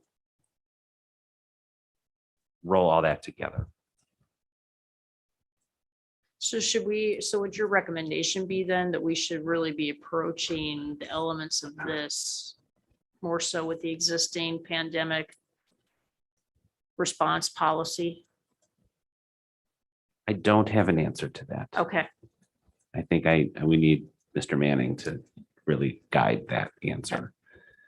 Although if I'm remembering the original return to school plan, it did have a line about the superintendent can change the requirements at any time. So really this is giving more direction to a superintendent on how those changes could occur. So I don't picture that because of this change, all of a sudden then the board's going to come back and do something about rules that have been in place since August. I could be wrong on that, but and that's not what I'm hearing. I think that's right, Mr. Moore. I think if you look at the removal of mitigation layers are at the superintendent's discretion as written in this amendment. And the only would be the implication or the impact of additional COVID measures would require some discussion by the board. Yeah. And at this point, I don't know what more measures there would be. We're certainly not talking about closing schools. So let me call Hodges and have them review it, and we'll see what they suggest. Could you also just make sure that we're asking if it's appropriate or the right way to go about it, since we'd be going backwards in time implementing that? I just want to make sure that's what the part you're going to also include, because I don't know how that applies, if we can even do that and go backwards in a policy. Well, If we're going. you can't, but I mean, certainly nobody in the district would advise you to vote against a mandate of the governor. I mean, we had this discussion months ago. But I guess you could do that. Is that the intention of this? The intention is to suggest that when guidance comes out, the board will have a proactive role in discussing that guidance. That's the intention. But that would be a going forward as That's right. opposed to going backwards. Absolutely. So maybe Yes. to Ms. Fairgrave's point, I put an S on that, sorry. Ms. Fairgrave, I would want to make sure that we're encompassing going forward as opposed to going backwards, because I don't know. We can't go back in time and change what happened in August. Yeah, I don't think it suggests any going back in time. What it suggests is how the board would interact with the administration, specifically the superintendent, going forward. Yeah. I think because the title is Return to School Amendment, Plan Amendment, it's confusing. I do not want us to confuse our community. I'm a little concerned about that. So I want to be sure that we're clear as to what we're doing. I also, to be quite frank, I'm a little concerned about attorney fees at this point in time. And if this is not something that we need to put into writing, but more that we have, that we are going to, knowing the possibility that the lawsuit may change what we face in the future, the board should be prepared to have those discussions at the board table. I don't know if we need to do something that we don't need to do. And the attorneys spend a few hours trying to convince us of that. So I want us to be sure we're not just, I want to know exactly what we're going to get and why, so that we don't spend more money on it and waste any more time. Well, while I appreciate your point on fiscal responsibility, I don't view the discussion as a waste of time. What I expect, and I think what everyone expects, is that coming out of the pending lawsuit presently, there's the potential, no one can predict exactly how that'll go, but there's certainly the potential that the state government or other regulatory bodies will change some of their guidance and change the level of authority tied to that guidance. And so what this allows us to do is to commit as a board that, depending upon the level of authority, mandate versus recommendation, the board is always at the forefront of considering how to follow that guidance. And so it's obvious, as Mr. Moore described, that no one would give us the legal advice to seek to go against a government executive order or the law. The question is, for some of the other elements of guidance that come out, where is the responsible party for driving decisions associated with D303? What this amendment does is it says that anything that is more stringent that was than that which was reflected in the July plan would require this body, as the responsible body to the community, to weigh in on that. And so I think that we can anticipate changes coming out of the lawsuit, and it behooves us to state clearly how we're going to react to those changes. And it provides us a guidepost for the process of how we'll make those adjudications or decisions as a board. And I agree with you on that point. I believe we owe it to our community that the board is the one that will have that responsibility. What I'm not sure of is, do we need it? Is this the right title? Should it be policy, or should this just be best practice? And maybe that's what the attorneys will tell us. I am concerned at our attorney costs, so. I do wonder if a better title would help, because the school year is more than half over. So I don't know that talking about a return to school plan really is relevant anymore. The parts of it are. So maybe it's more COVID mitigation plan or something like Maybe that. further mitigations, or the way it's worded with increase or addition And versus removal. And the reference down below to the return to school plan, I still think makes sense. I think it's just the title that maybe some people are going to get tripped up on. I think we, go ahead. Oh, You I were was- first. I was just gonna say, I tend to think that it needs to be approached more from a policy standpoint, and how does this get woven into our current policy and how that reads. But again, I would defer to the attorney, but I do think it's worthwhile to have that question asked and, have them look at our final document if that's the course.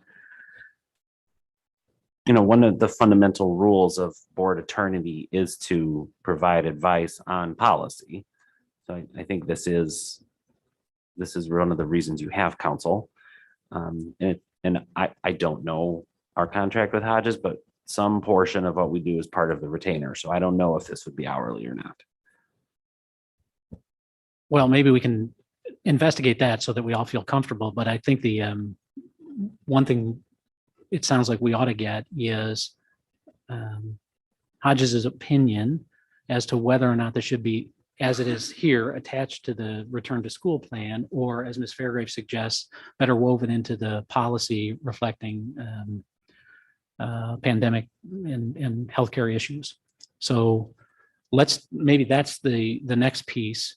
And we have our next policy committee meeting in February. We could potentially have a FYI or for discussion on the board meeting agenda, just as a for discussion, so that we could hear that prior to policy, hear Hodges' recommendation prior to policy. Then we could adapt and have a working recommendation coming through that February policy meeting.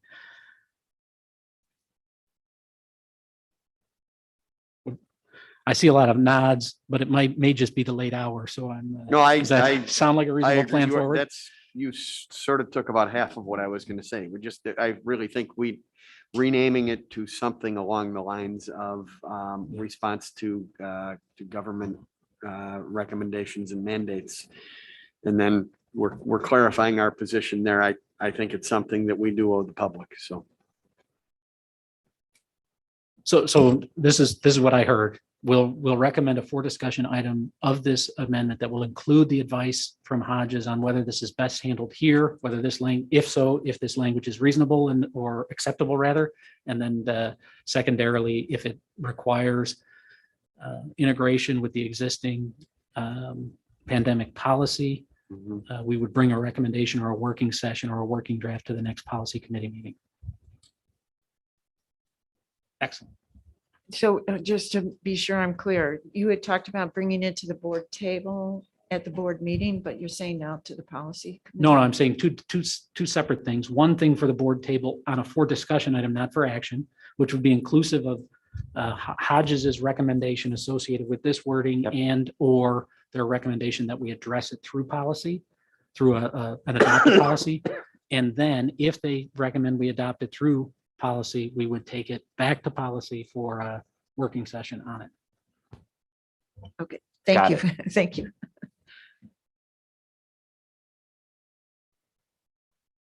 That brings us to the third item, board agreements. Okay, so we have had board agreements dangling out there since the beginning of the school year, and we have not come back to it. We're not going to do that tonight.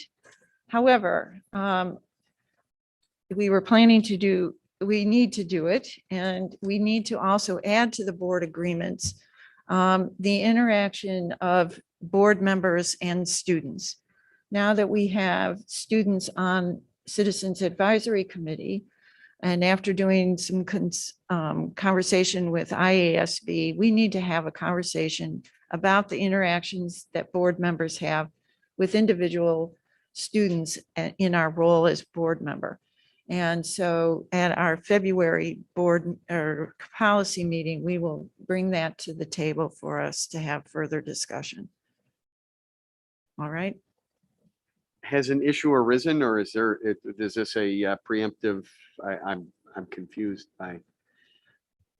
I'm looking at it as preemptive because we now have individual students on CAC who text Mrs. Bell and I, and there may be some other issues that students are feeling comfortable in contacting board members that we may need to all consider, and that as board members, that's not our the most prudent way of working with students.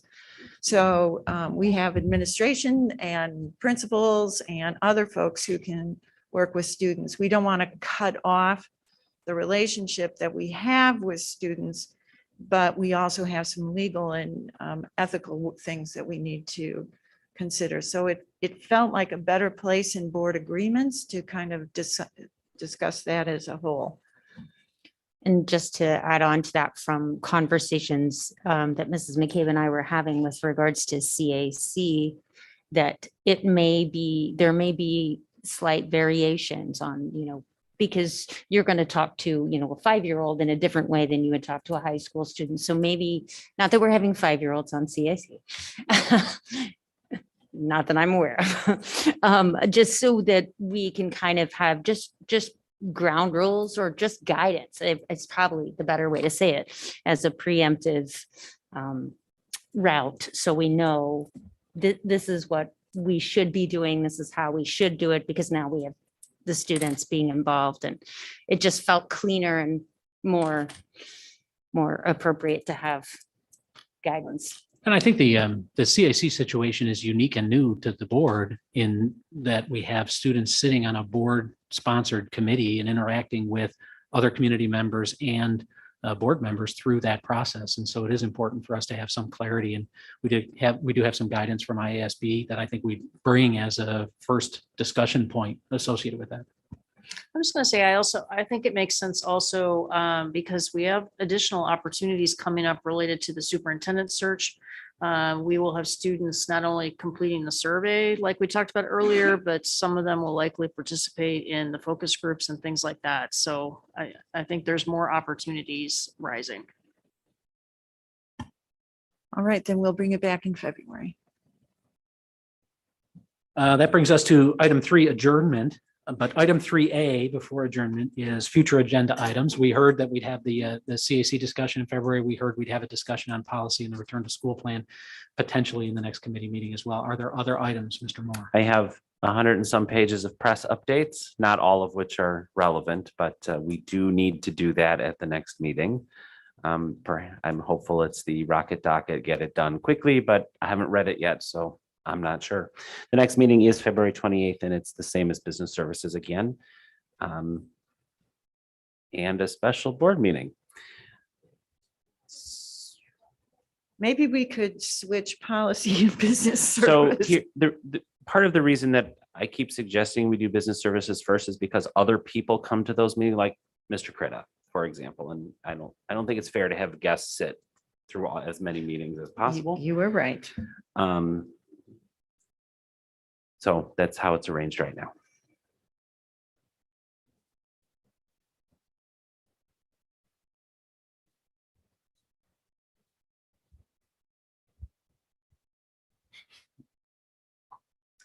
Do you want to say that to them?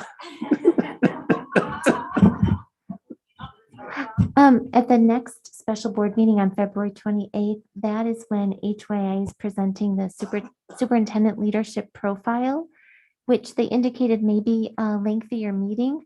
So that is a special board meeting in open session. And then we have business services. Mrs. Barker, last time we met, recommended or suggested perhaps either streamlining policy or potentially moving it to an alternate date. We'll take the action item to work with Mr. Moore to reschedule policy to a different date. Okay, without further comment then, we're going to go to 3B. That's the adjournment at 9:28 of the policy committee meeting. Thank you.